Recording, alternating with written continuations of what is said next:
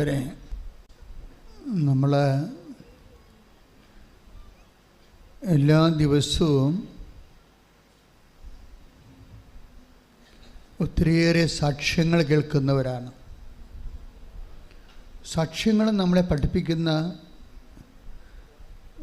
ഒരു പ്രാക്ടിക്കൽ ഗോസ്പലുണ്ട്, പ്രായോഗിക സുവിശേഷം.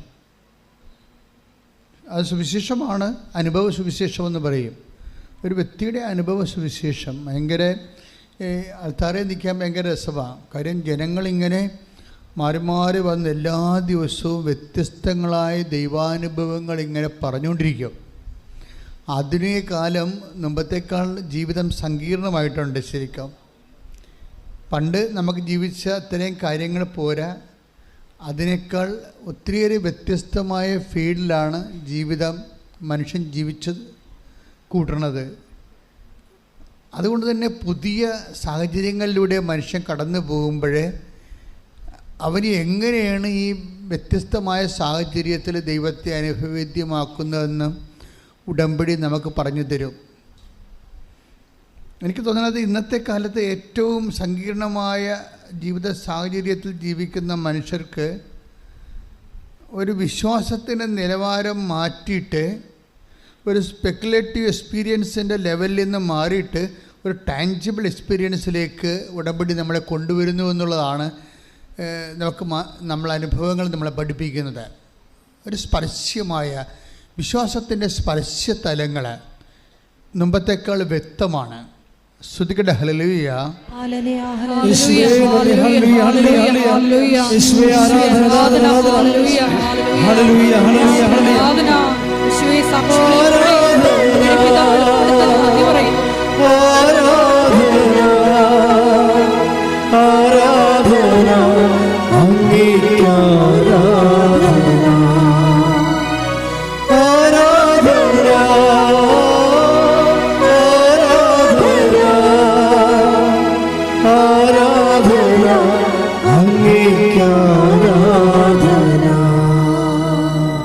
ദിവസവും ഈ ആൾക്കാരെ നിൽക്കുമ്പോൾ, മനുഷ്യർ പറയുന്ന ദൈവാനുഭവങ്ങൾ കേൾക്കുമ്പോൾ നമുക്ക് മനസ്സിലാകുന്ന വേറിട്ടൊരു സത്യമുണ്ട്. അതായത് ദൈവത്തെ അനുഭവിക്കാൻ ക്രിസ്ത്യാനി ആകണമെന്നൊരു നിർബന്ധവുമില്ലെന്നാ. ഞാൻ എങ്ങനെയാണ് പഠിച്ചത്? ദൈവത്തെ അനുഭവിക്കാൻ, അതായത് ഈ ദിവസങ്ങളിലെ കേൾക്കുന്ന ഓരോ സാക്ഷ്യങ്ങൾ കേട്ടാൽ മനസ്സിലാവും. അതായത് ക്രൈസ്റ്റ് ഹോണറായിട്ടുള്ള ആർക്കും ദൈവത്തെ സൈദ്ധാന്തിക നിലവാരങ്ങളിൽ നിന്ന് വളരെ സ്പർശ്യമായ രീതിയിൽ നമുക്ക് അനുഭവിക്കാൻ കഴിയും. നിങ്ങൾക്കുണ്ടാകേണ്ട ഒരു ക്യാപിറ്റൽ എന്ന് വെച്ച് കഴിഞ്ഞാൽ ഈ ക്രിസ്തു അനുഭവത്തെ സംരംഭമാക്കാൻ നിങ്ങൾക്കുണ്ടാകേണ്ട മൂലധനമെന്ന് പറയുന്നത് ദൈവസ്നേഹം മാത്രമാണ്, ക്രിസ്തുവിനോടുള്ള സ്നേഹം മാത്രമാണ്. നിങ്ങൾക്ക് ക്രിസ്തുവിനോട് ഒരു സ്നേഹം തോന്നിയാൽ എപ്പോഴും ഓർക്കേണ്ട കാര്യം, അത് ദൈവം തോന്നിക്കുന്നതാണ്, അത് ദൈവവിളിയാണ്. ദൈവവിളി ഞങ്ങൾ ആരെങ്കിലും നിങ്ങളോട് പറഞ്ഞിട്ട് ദൈവം വിളിക്കാൻ പറ്റത്തില്ല. വിളിക്കാൻ പറ്റുമോ? ദൈവത്തിന് തോന്നണം നിങ്ങൾ ആകർഷിക്കാൻ പറ്റിയ ആൾക്കാരാണെന്ന്. ഞങ്ങൾ ഇൻസ്റ്റിഗേറ്റ് ചെയ്തുകൊണ്ട് ദൈവം നിങ്ങളെ വിളിക്കണമെന്നൊരു ബന്ധമില്ല. ഇപ്പം എനിക്ക് ദൈവം വിളിയിട്ട് പൗരോഹിത്യത്തിന് എന്താ കാര്യം? ദൈവത്തെ തോന്നി എന്നെ വിളിക്കണം നല്ലതായിരിക്കുമെന്ന്. അപ്പോൾ വിളിക്കാനുള്ളൊരു കണ്ടൻറ്റ് വൈസ് ആണ് നമ്മുടെ ക്യാപിറ്റൽ എന്ന് പറയുന്നത്. നിങ്ങളെ വിളിക്കാൻ പറ്റിയൊരു കണ്ടൻറ്റ് നിങ്ങളിലുണ്ടാകണം. എങ്ങനെയാണെങ്കിൽ ആരുടെയും ഒരു സപ്പോർട്ടില്ലാതെ ദൈവം നിങ്ങളെ വിളിക്കും. ദൈവം ആദ്യം ഒരു വ്യക്തിയെ വിളിക്കണത് വിശ്വാസത്തിലേക്കാണ് വിളിക്കണത്, പിന്നെയാണ് ബാക്കിയെല്ലാം ചേർത്ത് നൽകണത്. കൈയിടിച്ച് സാക്ഷികൾ നമ്മളെ പഠിപ്പിക്കുന്ന അനുഭവ പാഠങ്ങളെക്കുറിച്ചാണ് ഞാൻ ഇപ്പം നിങ്ങളുടെ മുമ്പിൽ നിങ്ങളുടെ നിരീക്ഷണത്തിന് വെക്കുന്നത്. സാക്ഷ്യങ്ങൾ നമ്മളെ പഠിപ്പിക്കുന്ന അനുഭവ പാഠങ്ങളിൽ ഒന്നാമത്തത് ഞാൻ പറഞ്ഞു. രണ്ടാമത്തത് ഈ ദൈവത്തിൻ്റെ പ്രസൻസ് ഫീൽ ചെയ്യാൻ. നമുക്കറിയാമല്ലോ ഉടമ്പടി എന്തുകൊണ്ടാണ് മറ്റ് പ്രാർത്ഥനകളിൽ നിന്ന് നമ്മളെ വ്യത്യസ്തമാക്കുന്നത്. അതിൻ്റെ കണ്ടൻറ്റ് ബേസ്, അതിൻ്റെ പ്രസൻസ് കാരണം.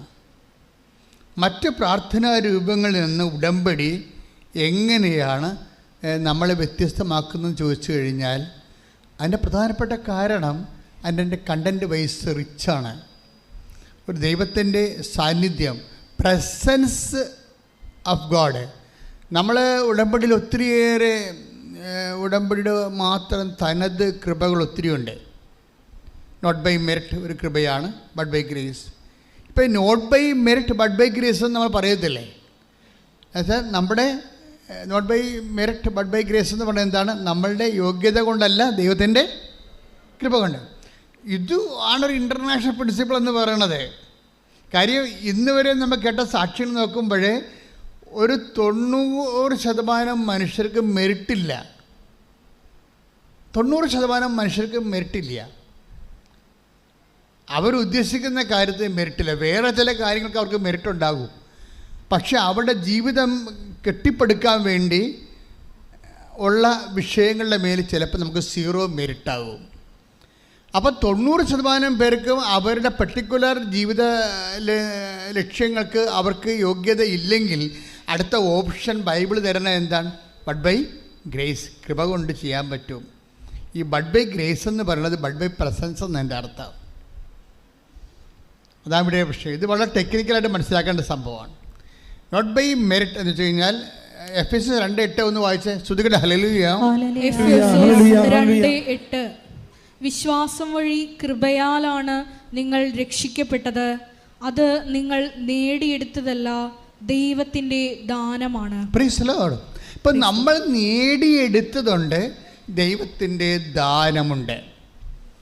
നമ്മുടെ ജീവിതത്തിൽ ഒരു ജീവിത വിഷയങ്ങൾ അഭിമുഖീകരിക്കാൻ വേണ്ടി സഹായിക്കുന്ന 2 ഘടകങ്ങളാണ്. ഒന്നെന്താണ്? നമ്മൾ നേടിയെടുത്തത്. നമ്മുടെ വിദ്യാഭ്യാസം നമ്മൾ നേടിയെടുക്കാവുന്നതാണ്. നമ്മുടെ ആരോഗ്യം നമ്മൾ നേടിയെടുക്കാവുന്നതാണ്. നമ്മുടെ എക്സ്പീരിയൻസ് നമ്മൾ നേടിയെടുക്കാവുന്നതാണ്. ഇതെല്ലാം ഇങ്ങനെ എക്സ്പീരിയൻസ് ഉണ്ടായാലും, ഇനി വിദ്യാഭ്യാസം ഉണ്ടായാലും, ആരോഗ്യം ഉണ്ടായാലും നമുക്ക് അതിനെല്ലാം മെറിറ്റ് എന്നാണ് പറയണത്. പക്ഷേ കോമ്പറ്റീറ്റീവ് ലെവലിൽ നോക്കുമ്പോൾ അതേ റാങ്കിലുള്ള അനേകം പേരുണ്ടാവുകയും അതേസമയം തന്നെ ലഭ്യമായിട്ടുള്ള സാധ്യത വരെ ചുരുക്കമാകുകയും ചെയ്യുമ്പോൾ അവിടെ മെറിറ്റ് വർക്ക് ചെയ്യത്തില്ല. പിന്നെന്താ വർക്ക് ചെയ്യണത്? പിന്നെ എന്താ വർക്ക് ചെയ്യണമെന്ന് ഒരു പുസ്തകവും പറയണില്ല. ബൈബിൾ പറയും എന്താണ്? But by grace. ഈ ഗ്രേസ് ടാപ്പ് ചെയ്യാൻ വേണ്ടിയാണ് ഉടമ്പടി എന്ന ഫോർമുല ഉപയോഗിക്കുന്നത്. കാര്യം പക്ഷെ നമ്മൾ കണ്ടു, ഇപ്പം നമ്മൾ കഴിഞ്ഞ ദിവസത്തെ ഏറ്റവും നല്ല സാക്ഷ്യം നമ്മൾ ഇങ്ങനെ ഓഡിയോ അല്ലെങ്കിൽ അതിൻ്റെ വീഡിയോ കേട്ടാലും മുതലാകാത്ത ഒരു സാക്ഷ്യമുണ്ട്. രാജീവ് സദാനന്ദൻ്റെ സാക്ഷ്യമാണ്, ശിവാനന്ദൻ്റെ. അതിങ്ങനെ കേട്ടാലും ഭയങ്കര കണ്ടൻറ്റ് വൈസ് ഭയങ്കര റിച്ചാണത്. ഒന്നാമത്തെ അദ്ദേഹത്തിൻ്റെ വേ ഓഫ് പ്രസൻറ്റേഷൻ, അദ്ദേഹം അങ്ങനെ ആസ്വദിച്ച് മധുരിതമായിട്ടാണ് പറയുന്നത്. നിങ്ങൾ ആ സാക്ഷ്യം വീണ്ടും കേൾക്കണം. ഇപ്പോൾ 1,32,000 പേര് അത് കേട്ടിട്ടുണ്ട്. രാജീവ് സദാനന്ദൻ്റെ ശിവാനന്ദൻ്റെ മേൽ. അപ്പം അത് ആ മനുഷ്യനെ അങ്ങനെ ആസ്വദിച്ചാണ് പറയണത്. പലരും പേടിച്ചല്ലേ പറയണത്, അല്ലേ? വല്ലപാട് ഇവിടെ നിന്നിട്ട് ഇറങ്ങിപ്പോയാൽ മതി. ആരെങ്കിലും കേൾക്കുക, നാട്ടുകാരെ കേൾക്കുക, എൻ്റെ വീട്ടുകാർ കേൾക്കുക, അതിനെക്കുറിച്ച് എന്ത് വിചാരിക്കും? ഇങ്ങനെ കുറേ ദൈവത്തിന് പ്രയോജനമില്ലാത്ത കുറേ വേസ്റ്റായിട്ടുള്ള ചിന്തകളുമായിട്ടാണ് കയറണത്. അതിനൊന്നും അഭിഷേകം ഉണ്ടാകത്തില്ല. ഇതിന് അഭിഷേകമുണ്ട് നല്ല.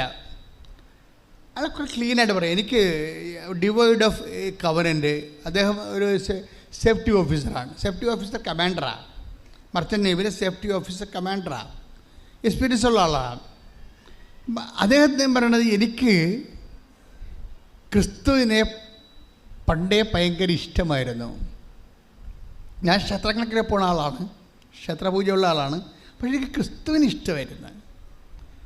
അതിൻ്റെ കാരണം അദ്ദേഹം പറയണത്, ക്രിസ്തുവിൻ്റെ കുരിശുരൂപം എന്നെ വല്ലാണ്ടിങ്ങനെ ആകർഷിച്ചിട്ടുണ്ട്.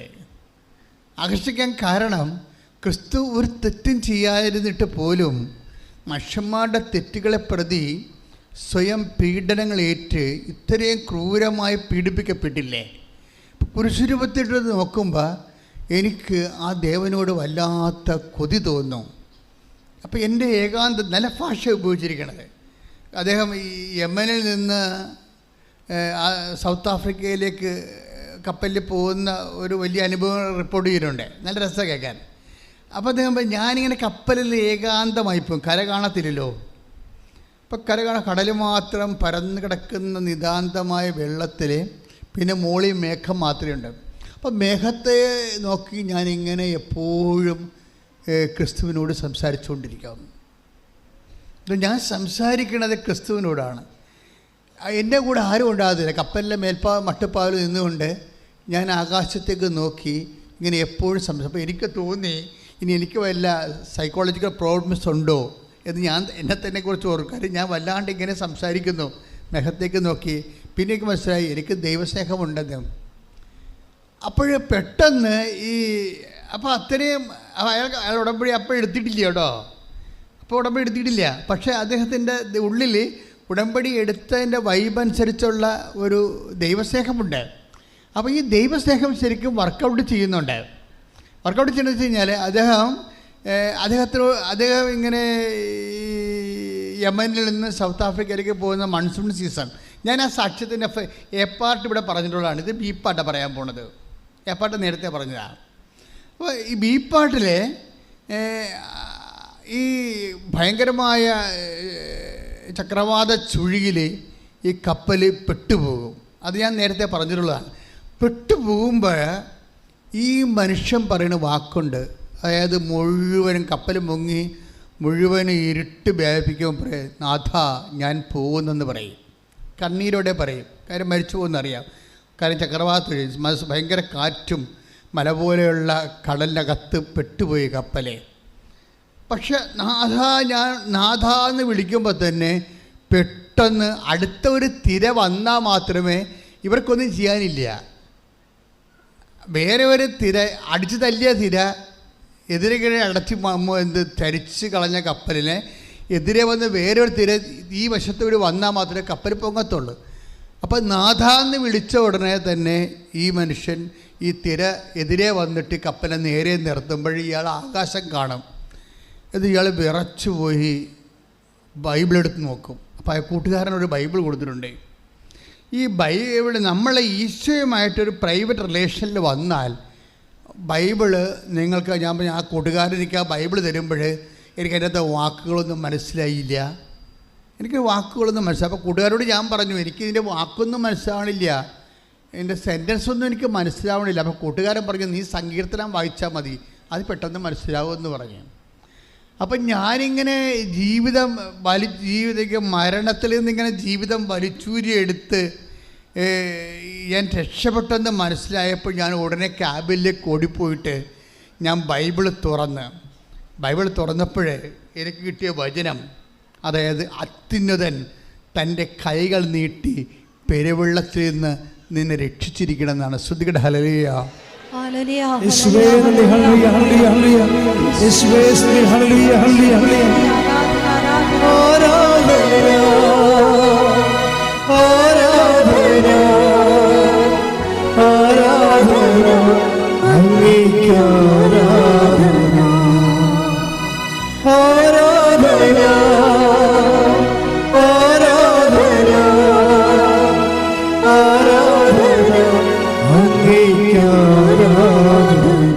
സങ്കീർത്തനം 18:16. സ്തുതിക്കട്ടെ ഹല്ലേലൂയ.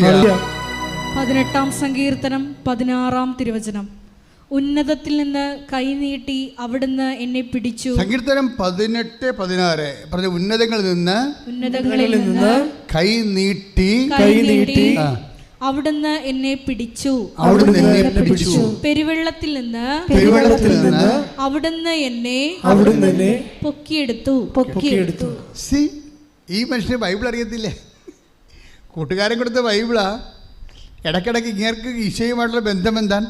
ഇടയ്ക്കിടയ്ക്ക് ഒറ്റക്കാകുമ്പോൾ കർത്താവുമായിട്ട് സംസാരിക്കുമെന്ന്. അതുകൊണ്ടാണ് കപ്പൽ മുങ്ങാൻ നേരത്ത് നാഥ ഞാൻ പോകുന്നെന്ന് പറഞ്ഞത്.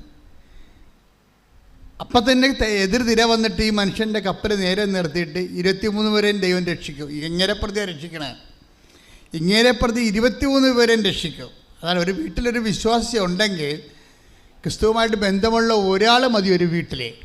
ആ കുടുംബത്തെ ദൈവം രക്ഷിക്കും. ആ പ്രതി ശ്രുതികട ഹല്ലേലൂയ. ഹല്ലേലൂയ, ഹല്ലേലൂയ, ഹല്ലേലൂയ. ദിവ്യകാരുണ്യത്തിന് ആരാധനയും സ്തുതിയും പുകഴ്ചയും ഉണ്ടായിരിക്കട്ടെ. ഇത് കണ്ടില്ലേ, ഈ സമയത്ത് ഈശോ പ്രൈവറ്റായിട്ട് സ്വകാര്യമായിട്ട് ഈ മനുഷ്യനോട് എന്താണ് സംഭവിച്ചതെന്ന് നേരിട്ട് പറയുകയാണ്. ഈ മനുഷ്യന് ഉടമ്പടി എടുത്തിട്ടില്ല, പക്ഷേ ഇയാൾക്ക് എന്താ ഉള്ളത്? ദൈവമായിട്ട് നല്ല സ്നേഹബന്ധം ഉണ്ട്. ദൈവമായിട്ട് നല്ല സ്നേഹബന്ധമുണ്ട്. ഈ നല്ല ദൈവസ്നേഹ ബന്ധമുള്ളവരെ പിന്നെ എന്താ ദൈവം അടുത്ത നടപടി എന്ന് വെച്ച് കഴിഞ്ഞാൽ, അവൻ കൂടുതൽ ദൈവത്തെ നമുക്കറിയാമല്ലോ, ഇത് അളന്നാലും തീരാത്ത, അല്ലെങ്കിൽ നിങ്ങളൊന്ന് ചിന്തിച്ച് നോക്കിയേ, 150ഓളവും 53ഓളവും സങ്കീർത്തനങ്ങളുണ്ട്. 153 സങ്കീർത്തനങ്ങളുണ്ട്. അതിന് തന്നെ ഒരു 10ൽ കൂടുതൽ വചനങ്ങൾ അല്ല, 119 സങ്കീർത്തനം 119 വചനങ്ങൾ വരെ ഉണ്ട്. അപ്പോൾ ആയിരക്കണക്കിന് വചനങ്ങളിൽ നിന്ന്, ആ സങ്കീർത്തനങ്ങളിൽ നിന്ന് അപ്പം സംഭവിച്ച കാര്യം, അതാണ് വിഷയം. അപ്പോൾ എന്താണ് സംഭവിച്ചത്? അത് ആ മനുഷ്യനോട് ബൈബിളിലൂടെ കർത്താവ് നേരിട്ട് സംസാരിക്കുകയാണ്. ഇത് അത്ഭുതമാണ്. കാര്യം ഈശോയുമായി ബന്ധപ്പെട്ട എല്ലാം നമ്മളിവിടെ അത്ഭുതങ്ങൾ സംഭവിക്കണമെന്ന് പറയണില്ലേ?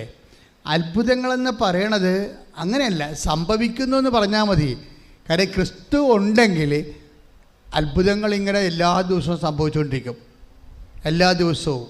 തന്നെയല്ല, ഇനി വിഷമം വെച്ചാൽ ഇപ്പോൾ എൻ്റെയൊക്കെ ലൈഫ് ഞാൻ എപ്പോഴും നോക്കും. എൻ്റെ ലൈഫ് എപ്പോഴും ഞാൻ നോക്കുമ്പോഴേ എനിക്ക് തോന്നിയിരിക്കുന്നത് ക്രമീകരണങ്ങൾ വരും. ക്രമീകരണങ്ങൾ ഗൈഡഡ് ബൈ ദ സ്പിരിറ്റ് എന്ന് പറഞ്ഞുള്ള ഒരു ഫിനോമിനുണ്ട് ആധ്യാത്മിക ജീവിതത്തിലെ. വെച്ചാൽ നമുക്കിപ്പോൾ AI എന്നൊക്കെ പറഞ്ഞിപ്പോൾ എന്താണ് ഓട്ടോമാറ്റിക് ലാൻഡിങ് എന്നൊക്കെ പറയത്തില്ലേ, പ്രോഗ്രാംഡ്. ഇപ്പോൾ വിമാനം ഒരു 5 മിനിറ്റ് ലാൻഡ് ചെയ്യണം. 5 മിനിറ്റ് മുമ്പ് തന്നെ അവർ പറയും ഇത് പൈലറ്റ് ഫ്രീ ആയിട്ട് ഓട്ടോമാറ്റിക് ലാൻഡ് ചെയ്യാൻ പോകണമെന്ന് പറയും. എന്ന് വെച്ച് കഴിഞ്ഞാൽ വിമാനം സ്വയം റൺവേയിലേക്ക് ഇറങ്ങും. അത് പ്രോഗ്രാം ചെയ്ത് ആ റൺവേ ഉൾപ്പെടെ ദൂരം ഉൾപ്പെടെ ഇറങ്ങേണ്ട സമയം ഉൾപ്പെടെ എല്ലാം AIയിൽ പ്രോഗ്രാം ചെയ്തിരിക്കുക. ഇതുപോലെ തന്നെയാണ് നമ്മുടെ ജീവിതത്തിൻ്റെ പ്രോഗ്രാമിങ് വരും. ഇന്ന സമയത്ത് നമ്മളെവിടെ പോകണം, എവിടെ പോകരുത്, എവിടെ പോകണം. അതായത് നമ്മൾ ദൈവത്തിലായിക്കഴിഞ്ഞാൽ പോകേണ്ട സമയവും പോകേണ്ടാത്ത സ്ഥലവും പറയും. അതായത് ദൈവകൃപയിലുള്ളവർ പോകേണ്ടാത്ത സ്ഥലമുണ്ട്. ചിലപ്പോൾ നമ്മൾ നോക്കുമ്പോൾ ഒരു കുഴപ്പമില്ലായിരിക്കും, പക്ഷേ ദൈവത്തിന് അത് ഇഷ്ടം ഉണ്ടാകത്തില്ല. അതാ വിഷയം. കുഴപ്പമില്ലായിരിക്കും. ചിലപ്പോൾ നിൻ്റെ കൂടെ വന്നിരിക്കുന്ന പാർട്ടി ചിലപ്പോൾ ദൈവത്തിന് ഇഷ്ടപ്പെട്ട ആളാണെന്ന് നിർബന്ധം, ലോകാരൂപിയുള്ള ആളായിരിക്കും. അവർക്ക് ദൈവത്തെക്കാൾ വേറെ ഇൻട്രസ്റ്റ് ഉണ്ടാകും.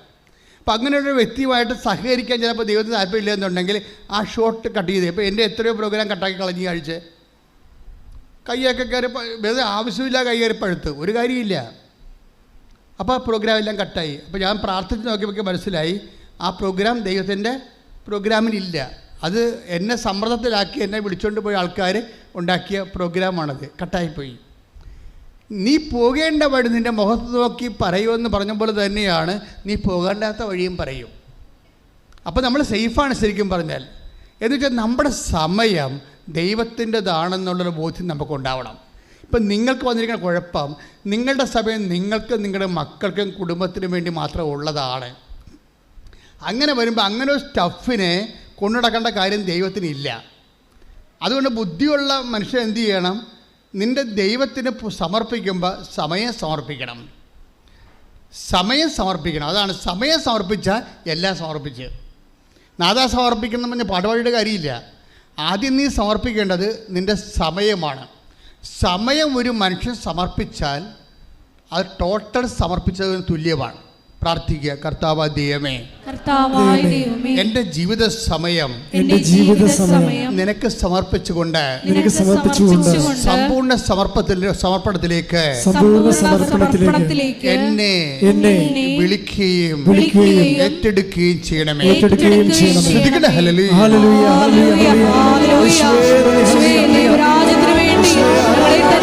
പൂർണ്ണമായി സമർപ്പിക്കുവാൻ ഈ ആരാധനയിലൂടെ ഞങ്ങളെ അഭിഷേകം ചെയ്യണമേ. ഹല്ലേലൂയ. മഹത്വം.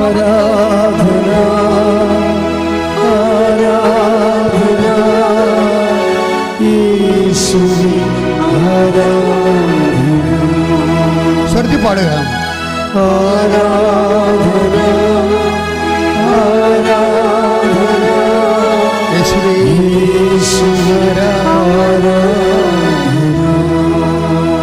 നമ്മൾ ഇങ്ങനെയൊക്കെ പാടുമ്പോൾ ദൈവസ്നേഹത്തോടെയാണ് പാടുക. അല്ലെ ഞങ്ങൾ പാടി തന്നു വിചാരിച്ചുകൊണ്ട് നിങ്ങൾ കിടന്ന് കാറി കൂവിയിട്ട് കാര്യമില്ല. പാടുമ്പോൾ ഉള്ളിൽ ദൈവത്തിൻ്റെ സ്നേഹം ഇങ്ങനെ നുരഞ്ഞ് പതയണം ശരിക്കും ഉള്ളിൽ. അങ്ങനെ ദൈവത്തിന് തോന്നണം നിങ്ങൾ ദൈവസ്നേഹത്തോടെയാണ് പാടുന്നതിൻ്റെ ഉദ്ദേശം എന്താണ്? സ്നേഹം സഹിക്കാനാവാത്തവരെപ്പോഴാണ് പാട്ട് വരണത്. അതാണ് വിഷയം. ഒരു വിഷയം പാടുന്നതിൻ്റെ കാരണം അതാണ്. സത്യം ഗതികേട് കണ്ട വെച്ച് പാടുന്ന കക്ഷികൾ ആരും സ്നേഹത്തോടെ പാടണമില്ല. കുറേ പാട്ട് പഠിച്ചിട്ട് കാശ് കിട്ടാൻ പാടുന്നവരുണ്ട്. അതുപോലെ തന്നെ ചുമ്മാ നല്ല പാട്ടായത് കൊണ്ട് പാടണമുണ്ട്. ഇതൊന്നും വർക്കൗട്ട് ചെയ്യത്തില്ല, ഇതിന് അക്കൗണ്ട് ചെയ്യത്തില്ല. കാരണം ഇതിന് ആരാധനയാകണമെന്നുണ്ടെങ്കിൽ അതിനകത്ത് വിശ്വാസം ഉണ്ടാകണം, സ്നേഹമുണ്ടാകണം, പിന്നെ സമർപ്പണം ഉണ്ടാകണം. സമർപ്പണമില്ലാതെ ആരാധനയില്ല. സമർപ്പണം എന്ന് പറഞ്ഞാൽ സറണ്ടറിങ് ആണ്. എന്നുവെച്ചാൽ ജഡിക അരൂപിയിലാണ് നീ നയിക്കണമെങ്കിൽ നിൻ്റെ ആരാധന പട്ടി നക്കിയ പിണ്ടം പോലെ വ്യർത്ഥമാകും. ഒരു പിണ്ടത്തെ പട്ടി നക്കിയാൽ അവിടുത്തെ ഹൈന്ദവ സ്വരങ്ങൾക്കറിയാം അതിൻ്റെ മ്ലേച്ഛത എന്താണെന്ന്, അല്ലേ? അവർ സമ്മതിക്കത്തില്ല. അത് പിതൃക്കൾക്കുള്ള വിശുദ്ധ ഭക്ഷണമാണ്. അപ്പം അതുകൊണ്ട് തന്നെ അങ്ങനെ വരണം. നിൻ്റെ ആരാധന പട്ടി നക്കിയ പിണ്ടം പോലെ വ്യർത്ഥമാകാതിരിക്കാൻ എന്ത് ചെയ്യണം? അതിന് സമർപ്പണം ഉണ്ടാകും. ജഡിക അരൂപിയാൽ ലോകാരൂപിയാൽ നയിക്കപ്പെടുന്നവർ ലോകത്തിൻ്റെ സന്തതികളാണ്. 8:14 എടുത്ത് ശ്രുതികട ഹല്ലേലൂയ. റോമ ശ്രുതികട ഹല്ലേലൂയ.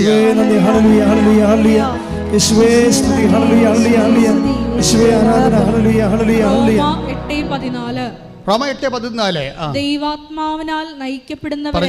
ദൈവാത്മാവിനാൽ നയിക്കപ്പെടുന്നവരെല്ലാം ദൈവത്തിന്റെ പുത്രന്മാരാണ്. ആരാണ് ദൈവത്തിന്റെ പുത്രന്മാര്? അപ്പം അതിൻ്റെ ഓപ്പോസിറ്റ് സംഭവമുണ്ട്. ഷാഡോ വേർഡിൻ്റെ ഓപ്പോസിറ്റ് എന്താണ്? ലോകാത്മാവിനാൽ നയിക്കപ്പെടുന്നവരുണ്ട് എന്നതിൻ്റെ അർത്ഥം. ദൈവാത്മാവിനാൽ നയിക്കപ്പെടുന്നവരെന്ന് പ്രത്യേകം നോട്ട് ചെയ്യുമ്പോൾ വചനം ഇരുട്ടിൽ നിർത്തിക്കൊണ്ട് ചൂണ്ടിക്കാണിക്കുന്ന സംഭവമുണ്ട്. എന്താണ്? ലോകാത്മാവിനാൽ നയിക്കപ്പെടുന്നവരുണ്ട്. അവരാരുടെയാണ്? അവർ ലോകത്തിൻ്റെ സന്തതികളാണ്. ഒന്ന് പറഞ്ഞ്, ലോകാത്മാവിനാൽ ജഡാത്മാവിനാൽ നയിക്കപ്പെടുന്നവരെ ജഡത്തിന്റെ സന്തതികളാണ്. അതാണ് എന്താ പ്രശ്നം വെച്ച് കഴിഞ്ഞാൽ ഈ ജഡാത്മാവിന് നിങ്ങൾക്ക് ആധ്യാത്മിക ജീവിതം വളരെ സുതാര്യമായിട്ട് ലളിതമായിട്ട് കൊണ്ടുപോകാൻ ഉദ്ദേശിക്കുന്നുണ്ടെങ്കിൽ നിങ്ങൾ ആദ്യം ടാർഗറ്റ് ചെയ്യേണ്ടത് ജഡാത്മാവിനെയാണ്. നിങ്ങൾ നയിക്കുന്നത്, ഒരാൾ നയിക്കപ്പെടുക. ഇപ്പം എന്താ റോമ 8:14 എന്താ പറയണത്? ദൈവാത്മാവിനാൽ പറഞ്ഞേ, ദൈവാത്മാവിനാൽ നയിക്കപ്പെടുന്നവരെ ദൈവത്തിന്റെ മക്കളാണ്. പിന്നെ ഓപ്പോസിറ്റ് എന്താണ്? ജഡാത്മാവിനാൽ വെച്ചാൽ നമ്മുടെ സുഖം, നമ്മുടെ താല്പര്യം, നമ്മുടെ സൗകര്യം, നമ്മുടെ അമ്യൂസ്മെൻറ്റ്, നമ്മളുടെ സന്തോഷം മാത്രം അനുസരിച്ച് ജീവിക്കുന്നവരുണ്ട്. മൃഗങ്ങൾ അങ്ങനെയാണ്. എല്ലാ മൃഗങ്ങളും അങ്ങനെയല്ലേ? മൃഗങ്ങൾക്ക് പ്രത്യേകിച്ചൊരു ജീവിതം എസ്തറ്റിക് ലൈഫ് ഇല്ലല്ലോ. എസ്തറ്റിക് ലൈഫില്ല, സ്പിരിച്വൽ ലൈഫില്ല. ഉള്ളതെല്ലാം ഭക്ഷണം കഴിക്കണം, ഇര തേടണം, ഇണ ചേരണം. പല മനുഷ്യരുടെയും ഉള്ളിൽ ഇതേ ഉള്ളൂ, ഇര തേടുക, ഇണ ചേരുക. അപ്പോൾ എന്താ വെച്ചാൽ ഇപ്പോൾ അത് ആ സംവിധാനം ഇല്ലാത്തവർക്കാണെങ്കിൽ അമ്യൂസ്മെൻ്റ് ഉണ്ടാക്കുക, സന്തോഷം ഉണ്ടാക്കുക, അല്ലെങ്കിൽ വാട്സപ്പ് നോക്കിക്കൊണ്ടിരിക്കുക, അല്ലെങ്കിൽ കോമഡിയും കേട്ട് എളിച്ചുകൊണ്ടിരിക്കുക, അല്ലെങ്കിൽ ഇതുപോലെ തന്നെ അവരുടെ സ്വന്തം കാര്യങ്ങൾക്ക് ബന്ധുക്കളെ വീട്ടിൽ പോവുക, അവിടെ ഒരു അടിയന്തരം നടത്തുക, അവിടെ കേക്ക് മുറിക്കുക, ഇപ്പുറത്ത് വന്നിട്ട് അപ്പം കഴിക്കുക, അപ്പുറത്ത് പോയി കല്യാണം കൂടുക, ഇങ്ങനെ ഇണ ചേരുക, ഇര തേടുക എന്നുള്ള ജഡിക ജീവിതമുണ്ട്. ഈ ജഡിക ജീവിതം മാത്രമാണ് നിങ്ങളുടെ ലക്ഷ്യമെങ്കിൽ ഓർക്കുക, ഏറ്റവും വലിയ പത്തറ്റിക് കണ്ടീഷൻ ഒരു മനുഷ്യൻ വരണം എന്താണെന്ന് നിങ്ങൾക്ക് അറിയാമോ? അതായത് ജഡിക ജീവിതത്തിൻ്റെ താല്പര്യങ്ങൾക്കും സൗകര്യങ്ങൾക്കും വേണ്ടി മാത്രം ദൈവത്തെ ആശ്രയിക്കുന്ന ആൾക്കാരുണ്ട്. നിങ്ങളുടെ പല ഉടമ്പടികളും നോക്കുമ്പോൾ ആ ദൈവത്തെ, ആ ഉടമ്പടിയുടെ ഫയലെടുക്കണം, ദൈവം എടുക്കുകയാണെങ്കിൽ ദൈവത്തിന് അറിയാം. അത് സ്കാൻ ചെയ്ത് നോക്കുമ്പോൾ അറിയാം ഇതെല്ലാം ജഡജീവിതത്തിലുള്ളതാണ്, ജഡിക ജീവിതത്തിന് വേണ്ടിയുള്ളതാണ്. ജഡിക ജീവിതത്തിന് വേണ്ടി മാത്രമാണ് ഈ. അതുകൊണ്ടാണ് 1 കൊരിന്ത്യസ് 15:19 എടുത്ത ശ്രുതികട ഹല്ലേലൂയ. 1 കൊരിന്തോസ് 15:19. ഈ ജീവിതത്തിന് വേണ്ടി മാത്രം, പറഞ്ഞ ഈ ജീവിതത്തിന് വേണ്ടി മാത്രം, ഈ ജീവിതത്തിന് വേണ്ടി മാത്രം ക്രിസ്തുവിൽ പ്രത്യാശ വച്ചിട്ടുള്ളവരാണെങ്കിൽ, ക്രിസ്തുവിൽ പ്രത്യാശ വെച്ചിട്ടുള്ളവരാണെങ്കിൽ നമ്മൾ എല്ലാ മനുഷ്യരെയും നിർഭാഗ്യരാണ്. സത്യം പറഞ്ഞ 90% ആൾക്കാരും നിർഭാഗ്യരാണ്. എന്താ കാര്യം? അവർ ഈ ക്രിസ്തുവിനെ പോലും പ്രത്യാശ വെച്ചിരിക്കുന്നത് ഈ ജീവിതത്തിന് വേണ്ടി മാത്രമാണ്. ബൈബിളിൽ എപ്പോഴും നോക്കുമ്പോൾ ബൈബിള് എപ്പോഴും ഷാഡോ വേർഡിലേ ഇത് വർക്കൗട്ട് ചെയ്യത്തുള്ളൂ. നേരെ പറയാനുള്ള കാര്യം, അതായത് വായിച്ചെടുക്കേണ്ട കാര്യം, നേരെ പറയുന്നൊരു കാര്യമുണ്ട്, വായിച്ചെടുക്കേണ്ട കാര്യമുണ്ട്. അത് നിഗൂഢ ഒക്കൾട്ട് വേർഡ് എന്ന് പറയും. എല്ലാത്തിനും ഒക്കൾട്ട് വേർഡുകളുണ്ടാവും, ഗൂഢവചനങ്ങൾ. ഇപ്പം ഈ ജീവിതത്തിന് വേണ്ടി മാത്രമാണ് പറഞ്ഞേ, ഈ ജീവിതത്തിന് വേണ്ടി മാത്രമാണ് നിങ്ങൾ യേശുക്രിസ്തുവിൽ പ്രത്യാശ അർപ്പിച്ചെങ്കിൽ എല്ലാ മനുഷ്യരെക്കാൾ നിങ്ങൾ ഹതഭാഗ്യരാണ്. അപ്പൊ എല്ലാ മനുഷ്യരെക്കാൾ ഹതഭാഗ്യരായ ഒരു വ്യക്തിക്ക് വേണ്ടി ദൈവം എന്തിനാണ് വിരലനക്കണത്? അതിൻ്റെ ആവശ്യമില്ല. നിങ്ങളുടെ ഉടമ്പടി താമസിക്കാൻ കാരണം അതാണ്. നിങ്ങളെ കൊണ്ട് ദൈവത്തിന് യാതൊരു പ്രയോജനമില്ല. ഈ ജീവിതത്തിലില്ല, വരാൻ പോകുന്ന ജീവിതത്തിലുമില്ല. അവർക്ക് എപ്പോഴും ഓർക്കണം, ദൈവബദ്ധം എപ്പോഴും ചിന്തിക്കേണ്ട കാര്യം, ക്രിസ്തുവിലാണ് നിങ്ങളെ പ്രത്യാശ വെക്കുന്നുണ്ടെങ്കിൽ ഈ ജീവിതത്തിന് വേണ്ടി മാത്രമല്ല, പിന്നെ എന്താണ്, വരാൻ പോകുന്ന നിത്യതയ്ക്ക് വേണ്ടി നിങ്ങൾ പ്രാധാന്യം കൊടുക്കാതെ, നിത്യജീവന് വേണ്ടി നിങ്ങൾ സ്വരുക്കൂട്ടാതെ ഈ ജഡികമായ ലക്ഷ്യങ്ങൾക്ക് വേണ്ടി ക്രിസ്തുവിനെ ഉപയോഗിക്കാൻ പോയാൽ ഉടമ്പടി ലാഗാകാൻ സാധ്യതയുണ്ട്. കാരണം ക്രിസ്തുവിനെ ലോകത്തിന് നൽകിയത് എന്തിനു വേണ്ടിയാണ്? ഈ ജീവിതത്തിന് വേണ്ടി മാത്രമല്ല. ഓർക്കുക, അപ്പോൾ എത്രയും വേഗം നിങ്ങൾക്ക് നിങ്ങളുടെ വിഷയത്തിൻ്റെ മേൽ ദൈവികമായ വിജയം കൈവരിക്കാൻ നിങ്ങളെ സഹായിക്കുന്ന ഏറ്റവും വലിയ സൂത്രവാക്യം, ഏറ്റവും വലിയ സമീപന സുവിശേഷ രീതി എന്തെന്ന് പറയുന്നത് എന്താണ്? ഈ ജീവിതത്തിന് വേണ്ടി നിങ്ങൾ ക്രിസ്തുവിലേക്ക് കൈ കൊടുത്തു കഴിഞ്ഞാൽ അന്ന് മുതൽ നിങ്ങൾ എന്തിനെക്കുറിച്ച് ചിന്തിക്കണം? വരാൻ പോകുന്ന നിത്യതയെക്കുറിച്ച് ചിന്തിക്കണം. കൈയിടി കർത്താവ് ഹല്ലേലൂയ. ഇതിന് നമുക്ക് നഷ്ടങ്ങളല്ല. നിങ്ങൾക്കറിയാമല്ലോ, ഈ സ്കൈലാബ് പോലെയുള്ള വലിയ സ്കൂള് പോലെയുള്ള വലിയ ആസ്ട്രോണമിക്കലായിട്ടുള്ള ആസ്ട്രോനോട്ട്സുകളൊക്കെ പോകുന്ന സ്ഥലമില്ലേ? പിന്നെ വൈമാനികരും പിന്നെ വ്യോമസഞ്ചാരികളൊക്കെ സഞ്ചരിക്കുന്നതും വ്യോമ പേടകങ്ങളൊക്കെ ഈ ഭൂമിയിൽ നിന്ന് പോകുമ്പോൾ എത്രയോ വലിയ ഈ സ്കൂളിനേക്കാളും 3 നില 4 നിലയുള്ള റോക്കറ്റാണ് കത്തിച്ച് വിടുന്നത്. പക്ഷെ ചൊവ്വയിലൊക്കെ ചെന്ന് ഇറങ്ങുമ്പോൾ എന്തുമാത്രം ഉണ്ടാവും? അത് പാരച്യൂട്ടിൽ ഒരു ക്യാമറ മാത്രമേ ഇറങ്ങണം, അവിടെ വേറെ ഒന്നും ഇറങ്ങണില്ല. ബാക്കിയെല്ലാം കത്തി അടന്നടന്ന് പോകും. നിങ്ങളുടെ വഴികളിൽ കത്തി അടന്നടന്ന് പോകുമ്പോൾ നിങ്ങൾക്ക് ഓർക്കുക, ലാൻഡിങ്ങിന് ആവശ്യമില്ലാത്ത സാധനങ്ങളിൽ പോണത്. ചിലപ്പോൾ ഭർത്താവ് മരിച്ചു പോയെന്ന് വരും, ചിലപ്പോൾ ഭാര്യ മരിച്ചു പോയെന്ന് വരും, ചിലപ്പോൾ മക്കൾ മരിച്ചു പോയെന്ന് വരും, ചിലപ്പോൾ കൂട്ട് വിട്ടുപോയെന്ന് വരും. ഇതിങ്ങനെ കുറേ പോകേണ്ടതെല്ലാം പോകും. കാര്യം വന്നു ചേർന്നതെല്ലാം പോകേണ്ടതാണ്. നിലനിൽക്കുന്ന ദൈവം മാത്രം. ശ്രദ്ധിക്കട്ടെ. ഹല്ലേലൂയ. വേറെ ജോലി നഷ്ടപ്പെട്ടേ എന്ന് പറഞ്ഞ് ഉടനെ കാറിക്കൂവി 2 ദിവസം ഭക്ഷണം കഴിച്ചില്ല, 3-ാമത്തെ ദിവസം കട്ടിലേക്ക് വന്ന് കിടന്നെന്ന് പറഞ്ഞിട്ട് അപ്പം തന്നെ ദൈവം നിങ്ങളെ അസസ് ചെയ്തില്ലേ? നീ ഒരു ജഡപ്പണ്ടാരമാണെന്നുള്ള അസസ് ചെയ്തില്ലേ? പിന്നെ ദൈവം നിനക്ക് വേണ്ടി എന്തിനാണ് മുതൽ മുടക്കണത്? ഇതാണ് പ്രശ്നം. ഇപ്പം നിൻ്റെ ഒരു പ്രേമം പോയെന്ന് വിചാരിച്ചോ, അല്ലെങ്കിൽ നിൻ്റെ കല്യാണം പോയി. കഴിഞ്ഞ ദിവസങ്ങളിൽ ഇവിടെ ഒരു സ്ത്രീ വന്നിട്ടുണ്ടായിരുന്നു. അവളുടെ കല്യാണം ഒത്തത് പിന്നെ പോയെന്ന്. ഞാൻ പറഞ്ഞു, പോകാനുള്ളതൊക്കെ പോകും, നീ പണി നോക്കിയെന്ന് പറഞ്ഞു. ദൈവത്തിന് ഇഷ്ടമില്ലാത്തതൊക്കെ, നീ പ്രാർത്ഥനയിലുള്ള വ്യക്തിയല്ലേ, നീ ഉടമ്പടിയിലുള്ള വ്യക്തിയല്ലേ, അപ്പം നിനക്ക് അഹിതമായ, ദൈവത്തിന് അഹിതമായ സാധനങ്ങളൊക്കെ പോകും. നീ എന്തിനാണ് അവളോട് ചാറ്റാനും ചീറ്റാനും പോയത്? അതിലെ പ്രശ്നമായി പോയത്. ചുമ്മാ ഒരു ചെറുക്കനെ കണ്ടു, അല്ലെങ്കിൽ പെണ്ണിനെ കണ്ട് കെട്ടാൻ ഇഷ്ടപ്പെട്ടെന്ന് പറഞ്ഞിട്ട് പിന്നെ ഉടനെ മൊബൈലും മേടിച്ച് ചാറ്റും ചീറ്റും തുടങ്ങിക്കഴിഞ്ഞാൽ അവസ്ഥ എന്താണ്? അപ്പോൾ എനിക്ക് ഉടമ്പടിയും ഇല്ല, ദൈവവും ഇല്ല, മാതാവും ഇല്ല, ജീവിതവും ഇല്ല. അപ്പോൾ അവൻ മാത്രമേ ഉള്ളൂ, അല്ലെങ്കിൽ അവൾ മാത്രമേ ഉള്ളൂ. ഈ സാധനമൊക്കെ എടുത്ത് മാറ്റപ്പെടും. അതായത് ദൈവത്തിനേക്കാൾ പ്രാധാന്യം നിൻ്റെ ജീവിതത്തിൻ്റെ ആധ്യാത്മികതയും നിത്യജീവനം അപകടപ്പെടുത്തുന്ന സാഹചര്യങ്ങൾ എല്ലാം അന്തിക്രിസ്തുവാണ്. അന്തിക്രിസ്തു നമ്മൾ കേട്ടിട്ടുണ്ട്. അന്തിക്രിസ്തു ഇപ്പം തന്നെ ലോകത്തിലുണ്ടെന്ന് പറയുന്നു. അതെന്താ ലോകത്തിലുണ്ടെന്നാണ് പറയണത്? എന്നുവെച്ചാൽ ആരിലാണ് ലോകാരുവിയുള്ളത്? അവനിൽ അന്തിക്രിസ്തു ഉണ്ട്. 1 യോഹന്നാൻ 4:3 യേശുവിനെ ഏറ്റുപറയാത്ത ആത്മാവ് ദൈവത്തിൽ നിന്നല്ല. അവൻ പറഞ്ഞ യേശുവിനെ ഏറ്റുപറയാത്ത ആത്മാവ് ദൈവത്തിൽ നിന്നല്ല. വരാനിരിക്കുന്നു എന്ന് നിങ്ങൾ കേട്ടിട്ടുള്ള അന്തിക്രിസ്തുവിന്റെ ആത്മാവാണ് അത്. അത് അതെ. ഇപ്പോൾ തന്നെ അത് ലോകത്തിലുണ്ട്. അത് ലോകത്തിലുണ്ട് എന്ന് വെച്ച് കഴിഞ്ഞാൽ ഒരു വ്യക്തി ലോകാരൂപിയിലാണ് നയിക്കപ്പെടുന്നത് എങ്കിൽ അയാളിൽ അന്തിക്രിസ്തു ഉണ്ട്, ക്രിസ്തുവിനെതിരായിട്ടുള്ള ശക്തി ഉണ്ടെന്ന് അർത്ഥം. ഇവിടെ പ്രോബ്ലം വരണത് ഒരു വ്യക്തി ലോകാരൂപിയിലാണ് നയിക്കപ്പെടുന്നത് എങ്കിൽ ആ വ്യക്തിയിൽ അന്തിക്രിസ്തുവുണ്ട്. എന്നുവെച്ചാൽ ക്രിസ്തുവിനെതിരായ ശക്തിയുണ്ട്. ക്രിസ്തുവിനെതിരായ ശക്തി നീ തന്നെ ചോദിച്ചുകൊണ്ട് നടക്കുമ്പോഴേ ക്രിസ്തു നിന്നിൽ വസിക്കുന്നില്ല. മനസ്സിലായില്ലേ? ക്രിസ്തുവിനെതിരായ ശക്തി നീ തന്നെ ചോദിച്ചുകൊണ്ട് നടക്കണം വിചാരിച്ചോ. ഇപ്പം ഉദാഹരണത്തിന് ഇപ്പം നിനക്ക് ഇപ്പം അതായത് നിൻ്റെ മകളുടെ കല്യാണം, ഒരു അമ്മയും മകളും തമ്മിൽ ഇപ്പം സംസാരിക്കണില്ല. എന്താ സംസാരിച്ചത്? ഉടമ്പടി എടുത്തതാണ്, പക്ഷെ മകൾ അമ്മയോട് സംസാരിക്കത്തില്ല. അപ്പം ഞാൻ ചോദിച്ചത്, എന്താടി ഇപ്പം നീ ഉടമ്പടി എടുത്തിട്ട് അമ്മയും മകളും എന്താ സംസാരിക്കാത്തത്? അതല്ല അച്ഛാ, അമ്മയുടെ തനിനിറം കണ്ടപ്പോൾ പിന്നെ സംസാരിക്കണമെന്ന് വിചാരിച്ചു. ഞാൻ പറഞ്ഞു, എന്നാ തനിനിറം? അതല്ല, ആ ചെറുക്കൻ്റെ വീട്ടുകാർ കിടന്നുകൊണ്ട് ബഹളം ഉണ്ടാക്കി. അവർക്ക് ഏതാണ്ട് 20 കൊടുക്കാമെന്ന് പറഞ്ഞാണ്. 20 പവൻ്റെ അകത്ത് 17.5 പവനൊത്ത് അമ്മയുടെ കഴുത്തിലൊരു മാല കിടപ്പുണ്ട്. അത് അപ്പം പറഞ്ഞ്, എടി അത് വാങ്ങിക്കാം, അതിനകത്ത് 1 പവൻ നീ എടുത്തിട്ട് 2.5 പവനാൻ പറ്റിയാണ്, ബാക്കി അവൾക്ക് കൊടുത്ത് വിടാനില്ലാന്ന് കൊന്നെന്ന് പറഞ്ഞാൽ ഈ തള്ള അത് ഊരത്തില്ല. ഉടമ്പടിയൊക്കെ ഭയങ്കര സംഭവമാണെന്നൊക്കെ പറഞ്ഞാലും യേശുവേ സ്തോത്രം എന്നൊക്കെ പറഞ്ഞാലും സംഭവം സൂത്രമാണ്.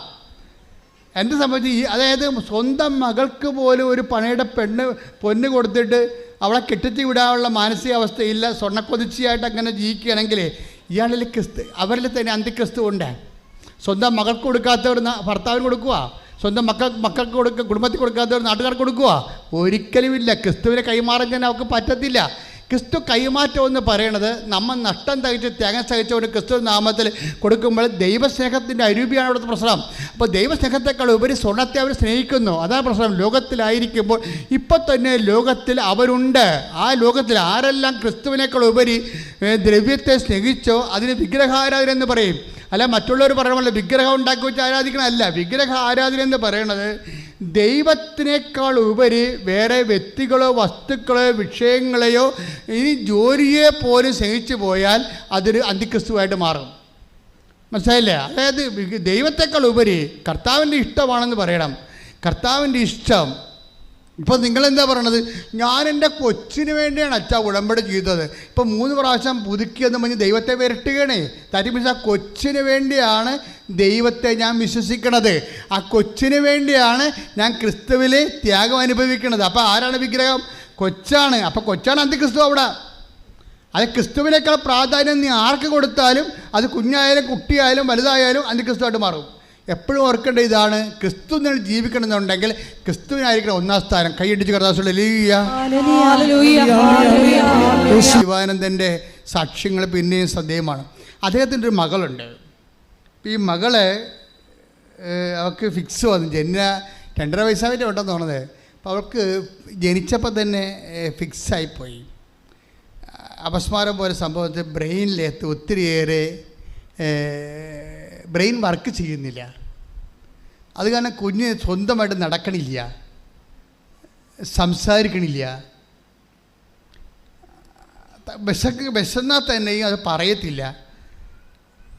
അപ്പൻ്റെ കയ്യെ പിടിച്ചുകൊണ്ട് പോയി ഭക്ഷണം കാണിച്ചു കൊടുക്കുകയുള്ളൂ, പറയത്തില്ല. എന്ത് സങ്കടമായിരിക്കും, വല്ലാത്ത സങ്കടമാണ്. അപ്പോൾ ദൈവത്തെ കപ്പൽ വെച്ച് മരണത്തിൻ്റെ മുഖത്ത് നിൽക്കുമ്പോൾ നേരിട്ട് കണ്ട ഒരു വ്യക്തിയാണ്. പക്ഷെ അവരുടെ ജീവിതത്തിൽ എന്താ സംഭവിച്ചിരിക്കണത്? കർത്താവ് പറഞ്ഞിട്ടുണ്ടായിരുന്നു. അതായത് കൂടുതൽ അധികം ഫലം പുറപ്പെടുവിക്കാൻ ഞാനതിനെ വെട്ടി ഒരുക്കും. മുന്തിരിച്ചെടി ശാഖകളും പറഞ്ഞപ്പോൾ ഈശോ പറഞ്ഞതാണ്, ഫലം കായ്ക്കുന്നതിനെ കൂടുതൽ ഫലം കായ്ക്കാൻ വേണ്ടി ഞാനതിനെ വെട്ടി. ആ ദൈവത്തിൻ്റെ നടപടിക്രമങ്ങളുള്ളതാണ്. ഈ ഉടമ്പടി എടുക്കുമ്പോൾ നിങ്ങൾ ഓർത്തേക്കണം, എല്ലാം മിഠായിയാണ്, എല്ലാം മധുരമാണെന്ന് പറഞ്ഞിരിക്കരുത്. ചില കഴിച്ച അനുഭവങ്ങളുടെ ദൈവം തന്നെ നമ്മളെ കൈപിടിച്ച് കൊണ്ടുപോകും. യോഹന്നാൻ 15:2 എന്റെ ശാഖകളിൽ ഫലം തരാത്തതിനെ അവിടുന്ന് നീക്കിക്കളയുന്നു. എന്നാൽ ഫലം തരുന്നതിനെ കൂടുതൽ കായ്ക്കാനായി അവിടുന്ന് വെട്ടിയൊരുക്കുകയും ചെയ്യുന്നു. അപ്പൊ നിങ്ങൾ പറയണത് ഞാൻ ഉടമ്പടി എടുത്തിട്ട് പിന്നെ എനിക്ക് പിന്നെ ക്ലേശങ്ങളാണല്ലോ എന്ന് പറയരുത്. നിങ്ങൾക്ക് ഫലം തരുന്നതിനെ ദൈവത്തിൻ്റെ സ്വഭാവം ഫലം ദൈവത്തിന് ഒരാളെ കാണുമ്പോൾ തന്നെ അറിയാം ഈ സാധനം ഫലം കായ്ക്കുമോ, ഈ ജന്മത്തെങ്കിലും കായ്ക്കുമോ എന്ന് ദൈവം കായ്ക്കത്തില്ല കഴിഞ്ഞാൽ പിന്നെ ദൈവം അവിടെ വർക്ക് ചെയ്യത്തില്ല. നീ പട്ടിയോ പന്നിയോ ജീവിക്കണവരെ ജീവിച്ചോളാൻ പറയും, ഒരു പ്രശ്നമില്ല. അവനെ വിട്ട് ആ ചാപ്റ്റർ ക്ലോസ് ചെയ്ത് കളയും. എന്തെങ്കിലും ദൈവവിശ്വാസമോ ഇത്തിരി ഭക്തിയോ ദൈവസ്നേഹമോ ഉണ്ടെങ്കിൽ അത് ബലമാണ്. ആത്മാവിൻ്റെ ബലങ്ങളല്ലേ വിശ്വാസം, ആത്മാവിൻ്റെ ബലങ്ങളല്ലേ. ഗലാത്യർ 5:23 എടുത്ത് 5:23 22 ശ്രദ്ധിക്കട്ടെ. ഹല്ലേലൂയ ഹല്ലേലൂയ ഹല്ലേലൂയ ഹല്ലേലൂയ യേശുവേ ഹല്ലേലൂയ ഹല്ലേലൂയ യേശുവേ സ്തുതി ഹല്ലേലൂയ ഹല്ലേലൂയ ഹല്ലേലൂയ. ഗലാത്യർ 5:22 എന്നാൽ ആത്മാവിന്റെ ഫലങ്ങൾ സ്നേഹം, ആനന്ദം, സമാധാനം, ക്ഷമ, ദയ, നന്മ, വിശ്വസ്തത, സൗമ്യത, ആത്മസംയമനം ഇവയാണ്. ഇതെല്ലാം സ്നേഹത്തിൻ്റെ തന്നെ. സ്നേഹം ഉണ്ടെങ്കിൽ ഇതെല്ലാം ഉണ്ടാവും. സ്നേഹം വളരുന്നതനുസരിച്ചാണ് ഇതിൻ്റെ വ്യത്യസ്തമായ ശാഖകളായിട്ട് സ്നേഹം, ക്ഷമ, ദയ, നന്മ. ക്ഷമയെന്ന് പറഞ്ഞാൽ എന്താണ്? സഹിക്കുന്ന സ്നേഹമാണ് ക്ഷമ. കരുണയെന്ന് പറഞ്ഞാൽ കൊടുക്കുന്ന സ്നേഹമാണ്. അതൊരു സ്നേഹമാണ് ശരിക്കും പറഞ്ഞാൽ. അപ്പം നിങ്ങൾ എപ്പോഴും ചെയ്യേണ്ടത് ദൈവം നിലനിൽക്കുന്നൊരു കുടുംബമാകണമെങ്കിൽ, വ്യക്തിയാണെന്നുണ്ടെങ്കിൽ നിങ്ങൾ സ്നേഹത്തിൽ വളരണം. പ്രാർത്ഥിക്കുക, കർത്താവേ ഞാൻ ഉടമ്പടി എടുത്തത്, നീ എന്നെ ഉടമ്പടിയിലേക്ക് ക്ഷണിച്ചത്, ഭൗതിക പദാർത്ഥങ്ങള്, ഭൗതിക സാഹചര്യങ്ങള് വളരുക എന്നതിനേക്കാൾ നിത്യത ലക്ഷ്യമാക്കി ദൈവസ്നേഹത്തില് എന്നെ വളർത്താനാണെന്നുള്ള തിരിച്ചറിവ് നൽകുന്നതിന് നന്ദി പറയുന്നു. അതാ അഭിഷേകം ചെയ്യണമേ, പരിശുദ്ധാത്മാവിന്റെ ഫലങ്ങളാൽ അഭിഷേകം ചെയ്യണമേ, പരിശുദ്ധാത്മാവിന്റെ ദാനങ്ങളാൽ അഭിഷേകം ചെയ്യണമേ. ഹല്ലേലൂയ ഹല്ലേലൂയ ഹല്ലേലൂയ ഹല്ലേലൂയ യേശുവേ അങ്ങ് പോരുന്നില്ലെങ്കിൽ അങ്ങ് എന്നിലും അങ്ങയുടെ ജനത്തിലും സംപ്രീതനാണെന്ന് എങ്ങനെ വെളിപ്പെടും? എന്തൊരു വലിയ ദൈവജ്ഞാനമാണ് ഈ പുറപ്പാട് 33:16 എന്താ പറയണത്? പരിശുദ്ധാത്മാവിന്റെ വചനം എന്താ പറയണത്? അങ്ങ് പോരുന്നില്ലെങ്കിൽ പറഞ്ഞേ, അങ്ങ് പോരുന്നില്ലെങ്കിൽ അങ്ങയുടെ ജനത്തിൽ സംപ്രീതനാണെന്ന് എങ്ങനെ അറിയും? ദൈവം നമ്മുടെ ജീവിതത്തിൽ സംപ്രീതനാണെന്നറിയാൻ only one sign, that sign of presence. ഒരു വചനം മാത്രമേ ഉള്ളൂ, ഒരു അടയാളം മാത്രമേ ഉള്ളൂ. ദൈവം നമ്മുടെ ജീവിതത്തിൽ സംപ്രീതനാണെന്നറിയാൻ ദൈവത്തിൻ്റെ സാന്നിധ്യത്തിൻ്റെ അടയാളം മാത്രമേ ഉള്ളൂ. അപ്പോൾ നിനക്ക് ദൈവത്തിൻ്റെ ഒരു സാന്നിധ്യം കിട്ടിക്കഴിഞ്ഞാൽ, നമുക്കറിയാമല്ലോ ഉടമ്പടി പോലെ. ഞാൻ അച്ഛനായിട്ട് ഇപ്പോൾ 38 കൊല്ലമായി. 38 വർഷത്തിനുള്ളിൽ എന്തുമാത്രമല്ല, വിദേശത്തും സ്വദേശത്തും നാട്ടിലും എല്ലാം എന്തുമാത്രം ആയിരക്കണക്കിന് ധ്യാനം നടത്തിയിട്ടുണ്ട്. 21 ലക്ഷത്തോളം മനുഷ്യരെ ഞാൻ നേരിട്ട് കണ്ട് സംസാരിച്ച് അവരെ കൗൺസിലിംഗ്, പ്രാർത്ഥന കൗൺസിലിംഗ് നടത്തിയിട്ടുണ്ട്. ഇങ്ങനെയൊക്കെയാണെങ്കിലും ഉടമ്പടി പോലെ സർവ്വജനങ്ങളും ഇപ്പം കർത്താവിൻ്റെ മനുഷ്യാവതാരവുമായി ബന്ധപ്പെട്ട് നടന്ന മംഗളവാർത്തയിൽ ആദ്യം ദൈവം വെളിപ്പെടുത്തുന്ന സത്യം എന്താണ്? അവൻ്റെ നാമം സകല ജനങ്ങൾക്കും വേണ്ടിയുള്ള സകല ജനതകൾക്ക് വേണ്ടിയുള്ള സന്തോഷത്തിന്റെ സദ്വാർത്ത ഞാൻ നിങ്ങളെ അറിയിക്കുന്നു. അത് തന്നെ മനസ്സിലാകും സകല ജനങ്ങൾക്ക്, നോട്ട് ഓൺലി ഫോർ ക്രിസ്ത്യൻസ്, പിന്നെ ഫോർ ദ പീപ്പിൾ ടോട്ടാലിറ്റി, എല്ലാ ടോട്ടലായിട്ടുള്ള ആൾക്കാർക്ക് വേണ്ടിയുള്ള ദൈവത്തിൻ്റെ പദ്ധതിയാണ് ക്രിസ്തു. അതുകൊണ്ടാണ് ആരും എവിടെ നിന്ന് വിളിക്കുമ്പോഴും, ഇപ്പം തന്നെ രാജീവ് സദാനന്ദൻ്റെ വിഷയം, അദ്ദേഹം ഈ മകളപ്രതിയാണല്ലോ വന്ന് ഉടമ്പടി എടുക്കണത് അല്ലേ? പണ്ട് നമ്മൾ 15:2 വായിച്ചില്ലേ യോഹന്നാൻ്റെ സുവിശേഷം? എന്താണ്? കൂടുതൽ സ്നേഹിക്കുന്നവനെ അല്ലെങ്കിൽ കൂടുതൽ ഫലം തരുന്നതിനെ, അത് കൂടുതൽ ഫലം തരുന്നതിനെ, അത് ദൈവത്തെ സ്നേഹിക്കുന്നവനെ. സ്നേഹം ഒരു ബലമാണല്ലോ, അല്ലേ? ഗലാത്യർ 5:22 നമ്മൾ വായിച്ചു. പരിശുദ്ധാത്മാവിൻ്റെ ഫലങ്ങൾ എല്ലാവർക്കും അറിയാം. സ്നേഹം. അപ്പോൾ സ്നേഹം എന്താണ്? ദൈവസ്നേഹം എന്താണ്? പരിശുദ്ധാത്മാവിൻ്റെ ഫലമാണ്.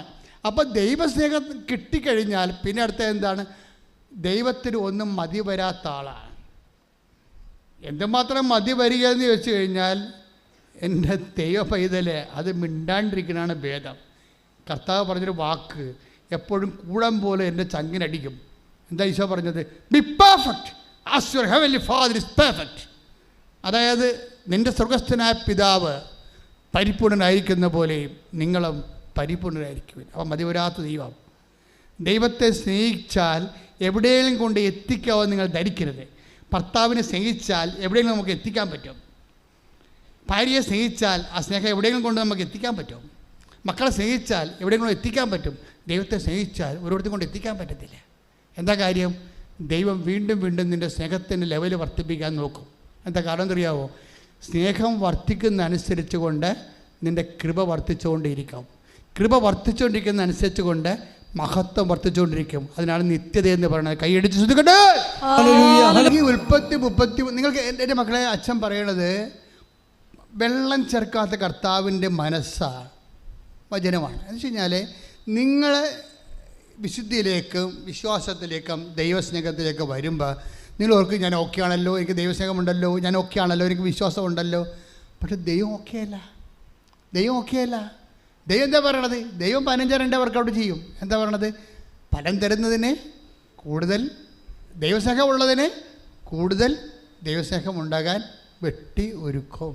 രാജീവ് സദാനന്ദന് എന്താ പറ്റിയത്? ജനിച്ച കുഞ്ഞ്, അവന് എന്ത് പറ്റി? അവന് വെട്ടി കിട്ടിയ പോലെ ആയിപ്പോയി. എന്താ കാര്യം? അവന് ഫിക്സാ, ബ്രെയിൻ വർക്ക് ചെയ്യുന്നില്ല. അപ്പോഴവനെന്ത് ചെയ്യും? അവന് ഉടമ്പടി എടുക്കാൻ ഒരു അവസരമായത്. അത്രയും നേരം അവന് കേവല ദൈവസ്നേഹം ഉണ്ടായിരുന്നു. നിങ്ങൾക്ക് പലർക്കും കേവല ദൈവസ്നേഹം ഉണ്ടെങ്കിൽ, നിങ്ങളെ കേവല ദൈവസ്നേഹം ഉണ്ടായിട്ട് നിങ്ങൾ ഉടമ്പടിയിലേക്ക് ദൈവം വിളിക്കുമ്പോൾ ദൈവമാണ് വിളിക്കുന്നത്. ഉപരി ദൈവസ്നേഹത്തിലേക്ക് വിളിക്കാൻ വേണ്ടിയുള്ള ദൈവത്തിൻ്റെ വിളിയാണ് നിന്നെ നിത്യതയ്ക്ക് തിരഞ്ഞെടുക്കുന്നു എന്നാണ് എൻ്റെ അർത്ഥം. ശ്രദ്ധിക്കട്ടെ.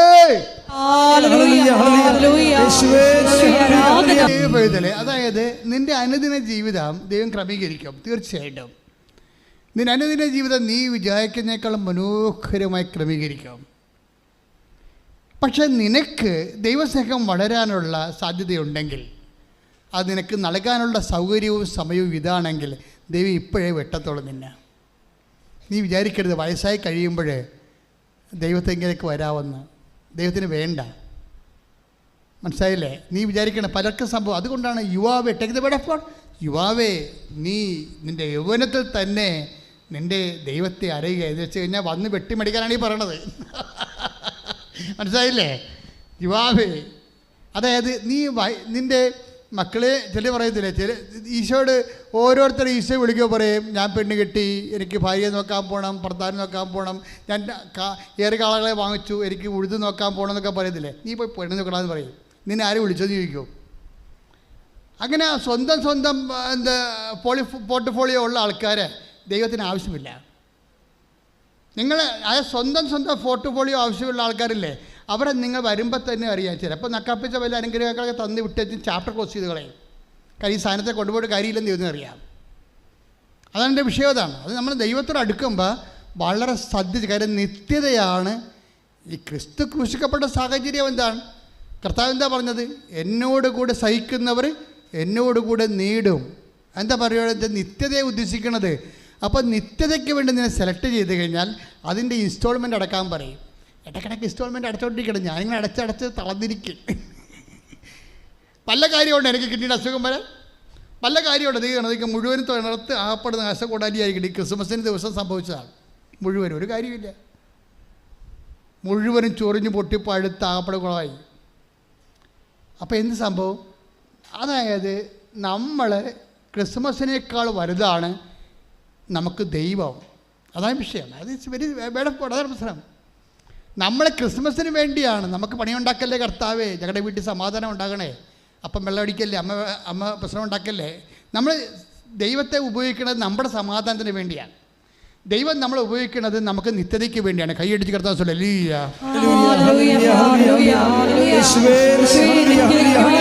ഞങ്ങളെ കൂടുതൽ വെട്ടിയൊരുക്കുന്നതിന് നന്ദി പറയുന്നു. ഹല്ലേലൂയ. ആരാധന യേശുവേ, ആരാധന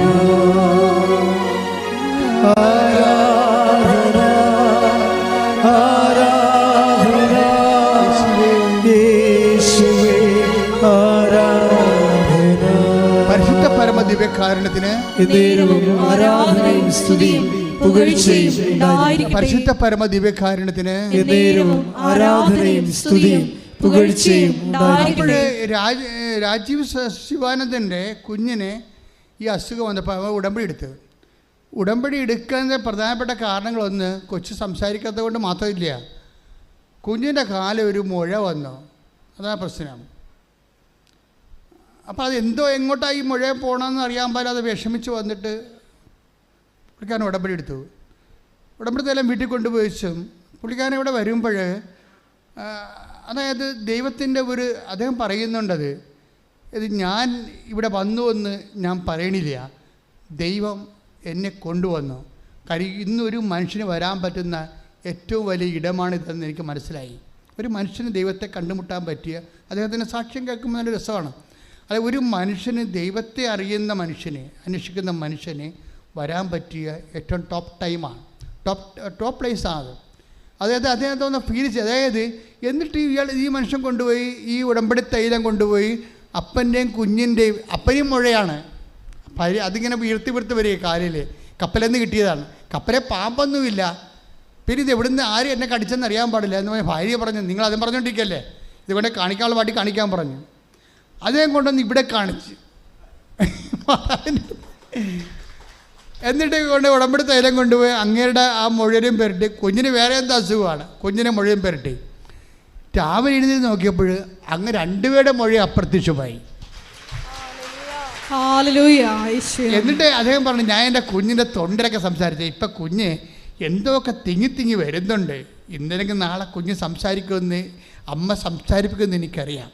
പക്ഷേ അദ്ദേഹം പറയുന്നതിൻ്റെ അകത്ത് മുഴുവനും ഇങ്ങനെ ഒരു ദൈവ അനുഗ്രഹത്തിൻ്റെ ലെവലിനേക്കാൾ ഉപരി ദൈവത്തെ അനുഭവിക്കാൻ, കണ്ടുമുട്ടാൻ കഴിഞ്ഞതിൽ, അഭിമുഖീകരിക്കാൻ കഴിഞ്ഞതിൽ, ഒരു കൃത്യമായ ഒരു സ്ഥലത്ത് വന്ന് ദൈവത്തെ അഭിമുഖീകരിക്കാൻ അദ്ദേഹത്തിനൊരു സമയം കുറിച്ച് കിട്ടിയതിൽ ആ ജീവിതം കൊണ്ട് അദ്ദേഹം സന്തോഷിക്കുന്ന നമുക്ക് ആ സാക്ഷ്യത്തിൽ നിന്ന് അതിൻ്റെ ഒരു ഇലമർമ്മരം നമുക്ക് കേൾക്കാൻ പറ്റും. അദ്ദേഹം അങ്ങനെ സന്തോഷിച്ചാണ് അത് പറയണത് മുഴുവനും. അദ്ദേഹത്തിൻ്റെ ടോക്ക് മുഴുവനും വളരെ ഹൃദ്യമായ അഭിഷേക സന്തോഷത്തിലാണത് പറയണതെല്ലാം. കാര്യം ദൈവത്തെ കണ്ടുമുട്ടാൻ കഴിയും. അപ്പോഴെന്താണ് ഈ കൂടുതൽ ഫലം പുറപ്പെടുവിച്ച്, ഈ മനുഷ്യൻ ആരും പഠിപ്പിക്കാതെ തന്നെ ദൈവം നേരിട്ട് പഠിപ്പിച്ച ആളാണ്. പക്ഷേ ദൈവത്തെ അത് മുതലാകാഞ്ഞത് കൊണ്ടാണ് ഉടമ്പടി എടുപ്പിച്ചിരിക്കുന്നത്. ഉടമ്പടി എടുപ്പിച്ചപ്പോൾ തന്നെ അടയാളം കാണിച്ച്, ഉടമ്പടി എടുപ്പിച്ചതിനെ അടയാളം കാണിച്ചിട്ട് പിന്നെ രസമുണ്ട്. ഈ മനുഷ്യൻ്റെ മകൻ അതായത് വസ്കുലർ എന്നാ പരിപാടി, കാർഡിയോ വസ്കുലർ സർജറി പഠിക്കുകയാണ്. ജിഗ്മറിൻ്റെ മെഡിക്കൽ കോളേജ് പഠിക്കുക. ഇന്ത്യയിലെ 2ാമത്തെ മെഡിക്കൽ കോളേജാണ്. ഓൾ ഇന്ത്യ മെഡിക്കൽ കോളേജ് കഴിഞ്ഞാൽ പിന്നെ ജിഗ്മറാണ്, ജവഹർലാൽ നെഹ്റുവിൻ്റെ പേരിലുള്ള സ്ഥാപനം. അപ്പോൾ അവിടെ കാർഡിയോ വസ്കുലർ സർജറിയൊക്കെ പഠിക്കുകയാണ്. ഈ ഉടമ്പടി എടുത്തതിന് ശേഷം ഈ 2 അടയാളം കണ്ടപ്പോൾ ഇയാൾ ഭാര്യയോട് പറയുന്നുണ്ട്, നമ്മുടെ വീട്ടിൽ എന്തോ സംഭവിച്ചുകൊണ്ടിരിക്കണം കേട്ടോ, നമ്മുടെ വീട്ടിൽ എന്തോ സംഭവിച്ചുകൊണ്ടിരിക്കുകയാണ് എന്ന് വെച്ച് കഴിഞ്ഞാൽ അവർക്ക് ഫീൽ ചെയ്യുന്നുണ്ട്. എന്താണ് നമുക്ക് ഫീൽ ചെയ്യുക എന്ന് വെച്ച് കഴിഞ്ഞാൽ പ്രസൻസ് എന്നാണ് അതിൻ്റെ അർത്ഥം. പ്രസൻസ് നമ്മൾ മറ്റ് വ്യക്തികളിൽ നിന്ന് വ്യത്യസ്തമായിക്കൊണ്ടിരിക്കും. അതാണ് ഉടമ്പടിയുടെ പ്രശ്നം. ഉടമ്പടി ചങ്കയെക്കൊണ്ട് കൃത്യമായിട്ട് എടുക്കുന്നുണ്ടെങ്കിൽ നിങ്ങൾ മറ്റ് വ്യക്തികളും തമ്മിൽ ഇപ്പോഴും വ്യത്യാസമൊന്നുമില്ലെങ്കിൽ നിങ്ങൾ ഉടമ്പടിയിലല്ല. എന്തൊക്കെ ഇവിടെ കൊണ്ട് എഴുതിയിട്ടുണ്ടെന്ന കാര്യം സത്യമാണ്, അത് ഞാനും അംഗീകരിക്കുന്നുണ്ട്. കാര്യം പേപ്പർ കയ്യിലുണ്ടല്ലോ. പക്ഷെ ദൈവത്തിൻ്റെ മുമ്പിൽ അത് രജിസ്റ്റർ ആയിട്ടില്ല. ഉടമ്പടി രജിസ്റ്റർ ആയാൽ നമുക്കറിയാൻ പറ്റും, സാന്നിധ്യം ഫീൽ ചെയ്യും. വീട്ടിലെ ഉടമ്പടി രജിസ്റ്റർ ആയി കഴിഞ്ഞാൽ ഉടനെ സാന്നിധ്യം ഫീൽ ചെയ്യും. അപ്പോൾ ഈ രാജീവ് സദാനന്ദൻ പറയുന്നുണ്ട്, അതായത് ഇടീ നമ്മുടെ വീട്ടിൽ എന്തോ സംഭവിക്കുന്നുണ്ട്. എന്താ സംഭവിക്കണമെന്ന് വെച്ച് കഴിഞ്ഞാൽ അയാൾക്ക് മകനും അയാൾക്കൊരു സുഗന്ധാഭിഷേകം തോന്നിയപ്പോൾ അയാൾ വൈഫിനോട് ചോദിച്ചു, നിനക്ക് എന്തെങ്കിലും സ്മെല്ല് ഫീൽ ചെയ്യുന്നുണ്ടോ? അവൻ എനിക്കൊന്നും ഫീൽ ചെയ്യുന്നില്ല. അപ്പം മകൻ പറഞ്ഞു, അപ്പാ എനിക്ക് ഫീൽ ചെയ്യുന്നുണ്ട്, എന്തോ ഒരു വല്ലാത്ത സുഗന്ധം, നമുക്ക് കേൾക്കാത്തൊരു സുഗന്ധം. അപ്പോൾ അയാൾ പറഞ്ഞു, അമ്മ വന്നിട്ടുണ്ടെന്ന് പറഞ്ഞു. പ്രസൻസാണ്, പ്രസൻസ്. ഈ പ്രസൻസ് ഫീൽ ചെയ്യുമ്പോൾ എന്താ പ്രശ്നം വെച്ച് കഴിഞ്ഞാൽ, നിങ്ങൾക്കറിയാമല്ലോ, പ്രസൻസ് വന്നു കഴിഞ്ഞാൽ പിന്നെന്താ പറയണത്, പിന്നെ we will be a different people, മറ്റ് വ്യക്തികളിൽ നിന്ന് വ്യത്യസ്തമാകും. അതാണ് നമ്മൾ ഈ പുറപ്പാട് വായിച്ചത്. ഒന്ന് വായിച്ചേ, പുറപ്പാട് 33:16. അങ്ങ് പോരുന്നില്ലെങ്കിൽ അങ്ങ് എന്നിലും അങ്ങയുടെ ജനത്തിലും സംപ്രീതനാണെന്ന് എങ്ങനെ വെളിപ്പെടും? അങ്ങ് പോരുന്നില്ലെങ്കിൽ അങ്ങയുടെ ജനത്തിൽ സംപ്രീതനാണെന്ന് എങ്ങനെ വെളിപ്പെടും? അങ്ങ് ഞങ്ങളോടൊത്ത് യാത്ര ചെയ്യുമെങ്കിൽ, പറഞ്ഞേ, അങ്ങ് ഞങ്ങളോടൊത്ത് യാത്ര ചെയ്യുമെങ്കിൽ, ഞാനും അങ്ങയുടെ ജനവും ഭൂമുഖത്തുള്ള എല്ലാ ജനതകളിൽ നിന്ന് വ്യത്യസ്തരായിരിക്കും. അതാണ് പ്രശ്നം. ഈ നമ്മൾ വ്യത്യസ്തമാക്കണത് എന്താണ്? പ്രസൻസാണ്. നിങ്ങൾ ഉടമ്പടി എടുക്കുമ്പോൾ IELTS പറഞ്ഞുകൊണ്ട് കാറിക്കും നടക്കരുത്. പ്രസൻസ് എന്ന് പറഞ്ഞുകൊണ്ടിരിക്കണം. മനസ്സിലായില്ലേ? അല്ല, നമ്മളേക്ക് വരുന്ന പ്രശ്നം നമ്മൾ ആ വിഷയത്തിലാണല്ലോ വരേണ്ടത്. മള കെട്ടിക്കണേ എടുത്തി വന്ന് ഉടമ്പടി എടുത്താൽ മള കെട്ടിക്കണേ. പിന്നെ അടുത്ത പ്രാവശ്യം ഉടമ്പെടുക്കും, മാള പ്രസവിക്കണേ, തീർന്ന്. ഈ ചേടത്തിന് മിക്കവാറും കാലപ്പഴി നടത്തിട്ട് അടിക്കാൻ സാധ്യതയുണ്ട് ദൈവം. കാര്യം എന്താണ്? ഇവർ വയറ്റിപ്പഴപ്പ് ക്രിസ്ത്യാനിയാണ്. ഇവർ ആ വയറ്റിപ്പഴപ്പിന് വേണ്ടി ഉപയോഗിക്കുന്നത്. നിങ്ങൾക്ക് ദൈവത്തെ വേണ്ട, മളെ കെട്ടിച്ചാൽ മതി, മള പ്രസവിച്ചാൽ മതി, നാളെ ഇല്ലേക്ക് അതിന് കെട്ടിയെടുത്ത് ഉടമ്പെടുക്കേണ്ട കാര്യമില്ല. എന്താ പ്രശ്നം വെച്ച് കഴിഞ്ഞാൽ, നിങ്ങൾ ഉടമ്പെടുക്കുമ്പോൾ ആദ്യം ഇവിടെ ദൈവത്തെ അറിയുന്നതെന്ന് പറഞ്ഞാൽ presence. I need your presence. I want you different. I want be a different family. I don't be a different person. എന്താണ്? I need your presence. എനിക്ക് നിൻ്റെ സാന്നിധ്യം വേണം, എനിക്ക് വ്യത്യസ്തമായിരിക്കണം. എല്ലാവരുടെയും ആഗ്രഹം അതാണല്ലോ. എല്ലാവരുടെയും ആഗ്രഹം എന്താണ്? എല്ലാവരും വ്യത്യസ്തമായിരിക്കാനല്ലേ. ഞാനൊരു വീഡിയോ കണ്ടപ്പോൾ യൂട്യൂബിലൊരു ഫോട്ടോ ഉണ്ട്. ഒരു ഓന്ത മുതൽ എന്തോ സംഭവമാണെന്ന് അറിയാൻ പാടില്ല. മുടി വെട്ടിയിട്ട് ഒരുത്തൻ്റെ തലയിൽ ഒരു ഓന്ത കയറി അരണ കയറി ഇരിക്കുകയാണ്. അരണ മുകളിലിരിക്കണ പോലെ മുടി വെട്ടി വെച്ചിരിക്കുകയാണ്. എന്തിനാ കാര്യം? കണ്ട പെണ്ണുങ്ങളുടെ മുമ്പിൽ വ്യത്യസ്തമാകാൻ നോക്കുകയാണ്. കണ്ട പെണ്ണുങ്ങളുടെ മുമ്പിൽ ചില ആൾക്കാർ ഷഡ് കാണിച്ചുകൊണ്ട് വ്യത്യസ്തരാകും. പെണ്ണുങ്ങളെ മോശമില്ല കേട്ടോ, അവിടെ ഇവിടെയൊക്കെ വെട്ടിക്കീറിയിട്ടിട്ട് വിൻഡോയൊക്കെ വെച്ച് വ്യത്യസ്തരാകും, മറ്റുള്ളവരുടെ മുമ്പിൽ വ്യത്യസ്തരാകും. ഇങ്ങനെ വ്യത്യസ്തരായി കഴിഞ്ഞാൽ കുറച്ച് കഴിയുമ്പോൾ ചുണങ്ങൊക്കെ വരും, ചൊറിയൊക്കെ വരും. ശരീരത്തിൻ്റെ അവസ്ഥ കണ്ടില്ലേ? ജോസഫച്ചാണെങ്കിൽ പോലും പൊങ്ങുന്നുണ്ട്. ഇത്രയേ ഉള്ളൂ കാര്യം, ശരീരം ഇത്രയേ ഉള്ളൂ. ഇതിനകത്തൊക്കെ അധികം ഈ ശരീരം വെച്ച് അധികം അഭ്യാസം കാണിക്കരുത്, ദൈവത്തെ മറന്ന് ജീവിക്കരുത്. നിങ്ങൾക്ക് വ്യത്യസ്തരാകണമെങ്കിൽ ഒറ്റ മാർഗ്ഗമേ ഉള്ളൂ. എന്താണത്? അങ്ങ് ഞങ്ങളുടെ കൂടെ വരുമെന്നല്ലേ പറഞ്ഞേ? അങ്ങ് ഞങ്ങളുടെ കൂടെ വരുമെങ്കിൽ ഭൂമുഖത്തുള്ള എല്ലാ മനുഷ്യരെക്കാളും, അല്ല നിന്റെ കോളേജിലുള്ള ആൾക്കാരെക്കാളല്ല, അല്ലെങ്കിൽ നിന്റെ കമ്പനിയിലുള്ള ആൾക്കാരെക്കാളല്ല. അവിടെ മുമ്പിൽ ആൾ കളിക്കാനാണല്ലോ നീ അഭ്യാസം കാണിക്കണത്. ദൈവത്തിന് ഒരു വലിയ ബ്രോഡർ പെർസ്പെക്റ്റീവാണ് ഉള്ളത്. അങ്ങ് ഞങ്ങളിവിടെ വരികയാണെങ്കിൽ പറഞ്ഞേ,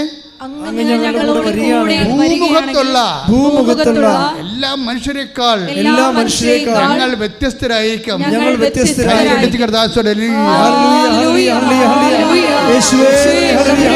എല്ലാവരുടെയും കൂടെ അവിടുത്തെ സാന്നിധ്യം ഉണ്ടാകണമേ എന്ന് പ്രാർത്ഥിക്കുന്നു. ഈശോയെ ഞങ്ങളെ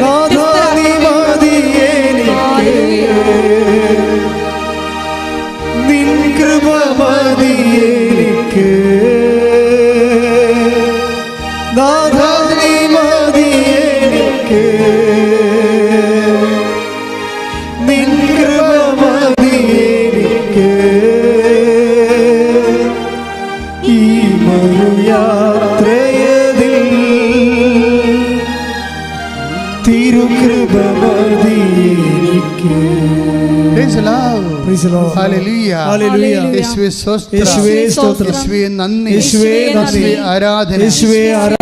എന്താ അങ്ങ് ഏറ്റു പറഞ്ഞ അങ്ങ് ഞങ്ങളുടെ കൂടെ വരികയാണെങ്കിൽ ഭൂമുഖത്തുള്ള എല്ലാ മനുഷ്യരെക്കാൾ ഞങ്ങൾ വ്യത്യസ്തരായിരിക്കും. നമ്മളെ വ്യത്യസ്തരാക്കണ എന്താണ്? ദൈവത്തിൻ്റെ സാന്നിധ്യമാണ്. രാജീവ് ശിവാനന്ദന് എന്താ സംഭവിച്ചിരിക്കുന്നത്? അവൻ വ്യത്യസ്തനാകാൻ പോകുകയാണ്. ഭൂമുഖത്തുള്ള എല്ലാവരേക്കാൾ വ്യത്യസ്തനാകാൻ പോകുകയാണ്. എന്താ സംഭവം എന്നറിയാമോ? ദൈവത്തിൻ്റെ സാന്നിധ്യം അവൻ്റെ കൂടെയുണ്ട്. അതിൻ്റെ എന്താണ് ദൈവത്തിൻ്റെ സാന്നിധ്യം എന്ന് പറയുമ്പോൾ എന്താ പറയുന്നത്? പിന്നെ വർക്ക് ചെയ്യണത് എന്താണ്? മെറിറ്റല്ല വർക്ക് ചെയ്യണത്. Not by merit but by grace എന്ന് വെച്ചാൽ ബട്ട് ബൈ പ്രസൻസ് എന്ന് അർത്ഥം. നോട്ട് ബൈ മെറിറ്റ് എന്ന് വെച്ചാൽ നിൻ്റെ യോഗ്യതയാലല്ല, ബട്ട് ബൈ ഗ്രേസ് കൃപയാലാണെങ്കിൽ അത് കർത്താവിൻ്റെ സാന്നിധ്യത്തിലാണ്. കൈയടിച്ച് ശ്രദ്ധിക്കട്ടെ.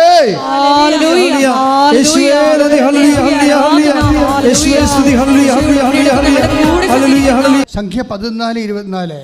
എന്നെ നിന്ദിച്ചവരാരും പറഞ്ഞു, എന്നെ നിന്ദിച്ചവരാരും എന്നെ നിന്ദിച്ചവരാരും അത് കാണുകയില്ല, അത് കാണുകയില്ല.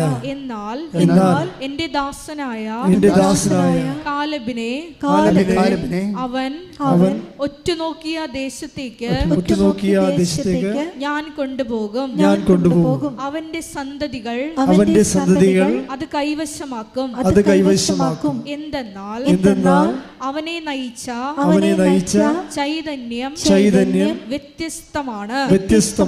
അവൻ എൻ്റെ പൊന്നുമക്കളെ, ഇതാണ് ഉടമ്പടി ഇന്ന് വരെ വെളിപ്പെടുത്താത്ത ഏറ്റവും ടോപ്പ് റെവലേഷൻ.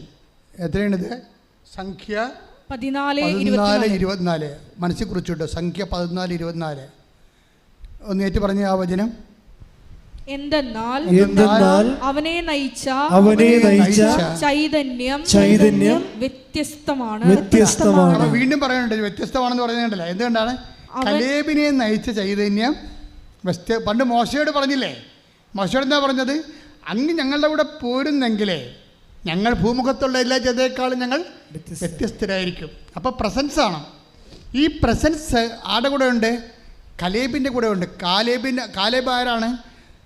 കാനാൻ ദേശം ഒറ്റുനോക്കാൻ പോയ മോസസ് അയച്ച 2 പേരുടെ കൂട്ടത്തിൽ ജോഷുവയുടെ കൂട്ടത്തിലുള്ള ഒരാളാണ് കാലേബ്. കാലേബിൻ്റെ കൂടെ വേറെ 3 പേരുണ്ട്. അവന്മാർ ഇതുപോലെ ഒറ്റുനോക്കാൻ പോയതാണ്. ഇവർ കീഴടക്കാൻ പോകുന്ന സ്ഥലങ്ങൾ നേരത്തെ പോയി അവിടെ എത്ര പട്ടാളമുണ്ട്, ആ ദേശം കോട്ട കെട്ടി ഭദ്രമാണോ, അവർക്ക് കാലാളപ്പട എന്തുമാത്രമുണ്ട്, കുതിരപ്പട എന്തുമാത്രമുണ്ട്, ഇതെങ്ങനെ ഒറ്റുനോക്കിയ ഉദ്ദേശം ഇതാണ്. അവിടെ വയലെങ്ങനെ ഉണ്ട്, അവിടെ മുന്തിരിത്തോട്ടങ്ങൾ എങ്ങനെ ഉണ്ട്, ഒലിത്തോട്ടങ്ങൾ എങ്ങനെയുണ്ട്, ഇതൊക്കെ വന്ന് ഇവിടെ ഈ സ്റ്റാറ്റിസ്റ്റിക്സ് പറയണം. അതിനാണ് ഒറ്റ നോക്കാൻ പോണത്. അവിടെ ചെന്നപ്പോൾ തന്നെ ആദ്യത്തെ 3 പേര് അവിടെ ചെന്നപ്പോൾ തന്നെ പണിയായി. കാര്യം ഹെബ്രോണിൽ പണ്ട് താമസിച്ചിരുന്ന അനാർക്കിൻ്റെ മല്ലന്മാർ, ഭൂമിയിലെ മല്ലന്മാരുണ്ട്. 8 അടിയൊക്കെ ഉള്ള ഗോലിയാത്ത് ടൈപ്പ് പാർട്ടിയുണ്ട് ഫിലിസ്തീൻസിൻ്റെ. അതുപോലെ അണ്ണന്മാരവിടെ കണ്ട് അപ്പം തന്നെ ഇവന്മാരുടെ മുട്ടും കൈയും കാലും ഒക്കെ വിറക്കാൻ തുടങ്ങി. ഈ വലിയ ആൾക്കാരുടെ മസിൽ കണ്ടപ്പോൾ പേടിച്ചു പോയി. 3 പേര് ആദ്യമേ തന്നെ 4 കാലേവിന് ഓടി നാട്ടിലെത്തിയിട്ട് പറഞ്ഞ് നമുക്കൊക്കെ പറ്റത്തില്ല, അവന്മാർ എലി അപ്പം തിന്നണ പോലും നമ്മളെ തിന്നു കളയെന്ന് പറയും. മോസസ് മിണ്ടിയില്ല. വേറെ 2 പേരെ വിട്ടിട്ടുണ്ടല്ലോ. അരുവി ഡിഫറെൻ്റ് ആയിട്ടുള്ള വേറെ 2 പേരെ വിട്ടിട്ടുണ്ട്. എല്ലാവരും ഉടമ്പെടുത്തിട്ട് കാര്യമില്ല. അരുവി ഡിഫറെൻ്റ് ആകണം. അരുവി ഡിഫറെൻ്റ് ആയ വേറെ 2 പേരെ വിട്ടിട്ടുണ്ട്. കാലേബിനെ വിട്ടിട്ടുണ്ട്. കാലേബ് വരട്ടെന്ന് പറയും. കാലേബും ജോഷുവും കൂടെ വന്നിട്ട് കാലേബ് പറയും അവന്മാർ മല്ലന്മാരാണ്, പക്ഷേ നമ്മുടെ കർത്താവ് അവരെ നമുക്ക് ഏൽപ്പിച്ചു തരും. കൈയിടിച്ചു. ഞാൻ 6 നിയോഗം എഴുതിയിട്ടുണ്ടെങ്കിൽ 6ന് 60 എൻ്റെ കർത്താവ് എനിക്ക് ചെയ്തു തരും. അതാണ് കലേബിൻ്റെ സമീപനം എന്ന് പറയുന്നത്. എന്താ കാര്യം? അവനെ നയിച്ച ചൈതന്യം വ്യത്യസ്തമായിരുന്നു. Read it out. ആരാധന. സംഖ്യ 14:24. എന്തെന്നാൽ അവനെ നയിച്ച ചൈതന്യം വ്യത്യസ്തമായിരുന്നു. എന്താണ് അവനെ നയിച്ച ചൈതന്യം? ദൈവത്തിൻ്റെ പ്രസൻസ് എവിടെ ആരിലാണോ ഉള്ളത് അവനാണ് വ്യത്യസ്തൻ. കലേബിൽ ദൈവത്തിൻ്റെ ചൈതന്യമുണ്ട്. കാരണം ദൈവത്തിന് നയിച്ച ചൈതന്യം അത് വ്യത്യസ്തമാണ്. എന്താ കാര്യം? വിശ്വാസം വ്യത്യസ്തമാണ്, മറ്റുള്ളവരെ പോലെ അല്ല. ചില ആൾക്കാർ വിചാരിക്കും 4 എഴുതിയിട്ടുണ്ട്, 2 കിട്ടിയാൽ മതിയായിരുന്നു. ചില ആൾക്കാർ ഇങ്ങനെ എഴുതുന്നത്, വാദപ്പനിക്കാർ ചത്തിട്ട് എഴുന്നേറ്റ് വന്ന ആൾക്കാരെ അപ്പോൾ എഴുതിയേക്കും 4 എഴുതിയിട്ടുണ്ട്, 2 മാതാ തന്നാൽ മതിയായിരുന്നു. അപ്പോൾ അവർക്ക് വിശ്വാസമില്ല. മാതാവിൽ എഴുതിയപ്പോൾ തന്നെ വിശ്വാസമില്ല. അപ്പോൾ കലേബിൻ്റെ മറ്റേ കക്ഷികളായിട്ട് വരും ഈ സംഭവം. നിങ്ങളൊരു കാര്യം ചെയ്യുക, അതായത് നിങ്ങൾക്കിത് ആവശ്യമാണ്, പക്ഷേ ഇത് കിട്ടിയാലും നീ നിത്യത കളയത്തില്ല. നിങ്ങൾക്ക് എന്താ സംഭവിക്കണമെന്നറിയാമോ? നിങ്ങൾക്ക് ഇതിനേക്കാൾ ഇപ്പം തന്നെ ഈ രാജീവ് ശിവാനന്ദൻ്റെ സംഭവം എന്താണ്? ഈ ഉടമ്പടി കഴിഞ്ഞ പിറ്റേ ആഴ്ചയിൽ ഈ ജിഗ്മർ കോളേജിൽ ഒരു അമേരിക്കൻ ടീം വന്നു, medical team American medical team വന്നപ്പോൾ അവരെന്തിനാണ് വന്നത്? അവിടെ എന്ത് ഇൻസ്ട്രുമെൻ്റ് ഇൻസ്റ്റാൾ ചെയ്യാൻ വേണ്ടി വന്നതാണ്. പക്ഷെ അവന് എൻ്റെ ഇടയ്ക്ക് ഈ രാജീവ് സദാനന്ദൻ്റെ മകൻ അവിടെ പഠിക്കുന്നുണ്ട്. അവനുമായിട്ട് എൻ്റെ ഇൻട്രാക്ഷൻ എന്തോ സംസാരിക്കാൻ ഇടയായപ്പോൾ അമേരിക്കൻ മെഡിക്കൽ ടീമിൻ്റെ ഹെഡ് ഇവനോട് ചോദിച്ചേ, അവിടെ അടുത്ത പ്രിൻസിപ്പലിനോട് ചോദിച്ചേ, ആ പയ്യൻസ് ഇവിടുത്തെ സ്റ്റുഡൻ്റാണോ അതോ ഇവിടുത്തെ സ്റ്റാഫാണെന്ന് ചോദിച്ചു. അപ്പോൾ പറഞ്ഞു അവൻ തേർഡ് ഇയർ സ്റ്റുഡൻ്റാണെന്ന് പറഞ്ഞു. അവൻ 3 കൊല്ലം പഠിക്കാൻ തുടങ്ങിയിട്ടുള്ളതെന്ന് പറഞ്ഞു.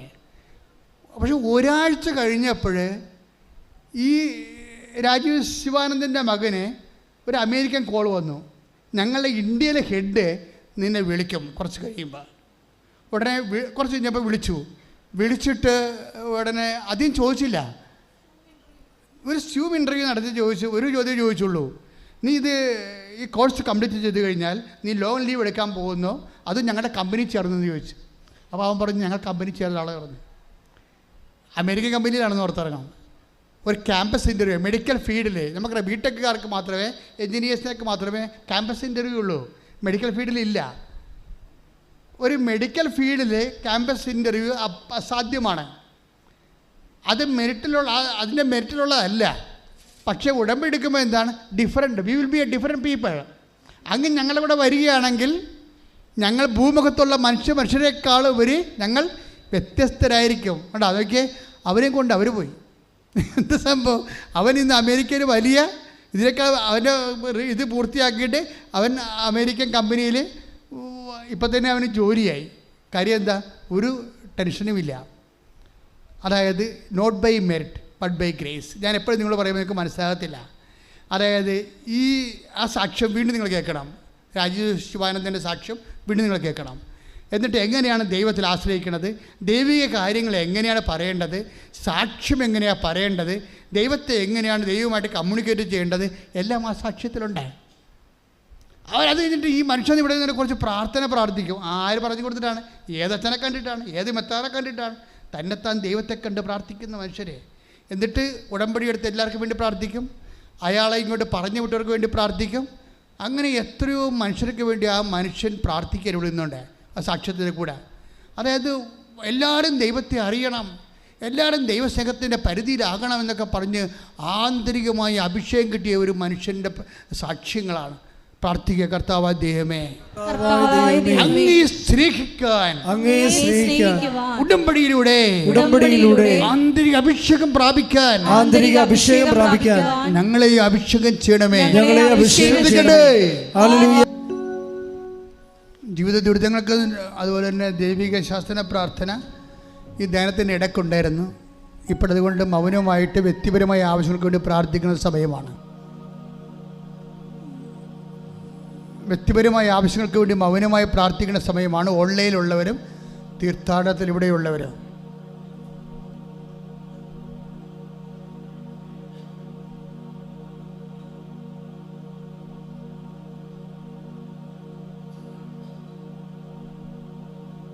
പുതിയ വർഷം തന്നതിന് നന്ദി പറയണം. ഒരു വർഷം മുഴുവൻ നമ്മൾ ജീവിച്ച് വിശ്വാസത്തിൽ വളർത്തി നമ്മളിവിടം വരെ എത്തിച്ചു. ഇന്ന് തീർത്ഥാടനത്തിലിരിക്കുന്നവരെ ഈ വർഷത്തിൻ്റെ ലാസ്റ്റ് ഡേയിലിരിക്കുകയാണ്. അത് കർത്താവിൻ്റെ ദർശനം ഇരിക്കാൻ കഴിഞ്ഞത് വലിയൊരു ഭാഗ്യമാണ്. കൈയടിച്ച് ശ്രദ്ധിക്കട്ടെ. വരാൻ പോകുന്ന പുതിയ വർഷത്തെ കർത്താവിൻ്റെ അൾത്താരയിൽ നിന്ന് സ്വീകരിക്കാൻ കഴിയണതും വലിയ കാര്യമാണ്. ശ്രദ്ധിക്കട്ടെ, കൈയടിച്ച് ശ്രദ്ധിക്കട്ടെ. മൗനമായ വ്യക്തിപരമായ ആവശ്യങ്ങൾക്ക് വേണ്ടി പ്രാർത്ഥിക്കുക, കഴിഞ്ഞ കാര്യങ്ങൾക്ക് നന്ദി പറയുക.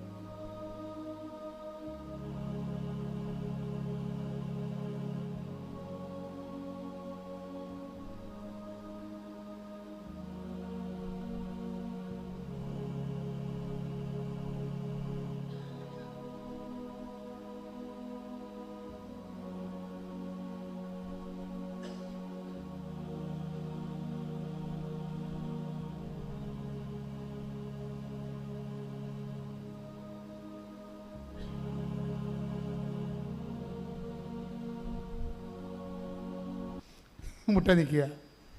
സമാപന ആശീർവാദം.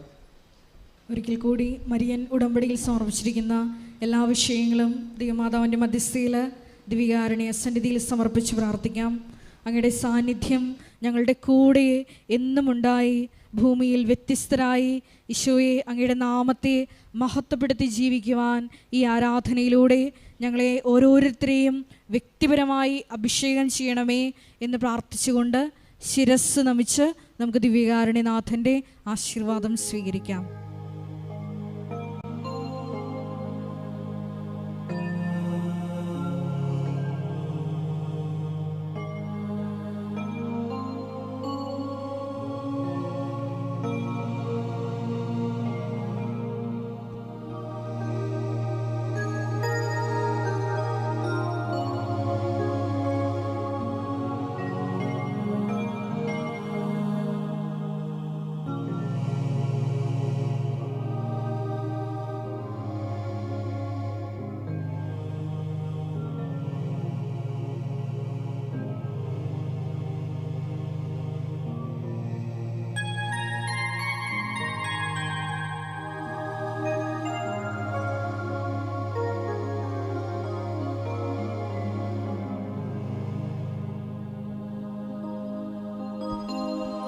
പരിശുദ്ധ പരമമാ ദിവ്യകാരുണ്യമേ, എന്നുമെന്നും അങ്ങേക്കാരാധന. പരിശുദ്ധ പരമമാ ദിവ്യകാരുണ്യമേ, എന്നുമെന്നും അങ്ങേക്കാരാധന. പരിശുദ്ധ പരമമാ ദിവ്യകാരുണ്യമേ, എന്നുമെന്നും അങ്ങേക്കാരാധന.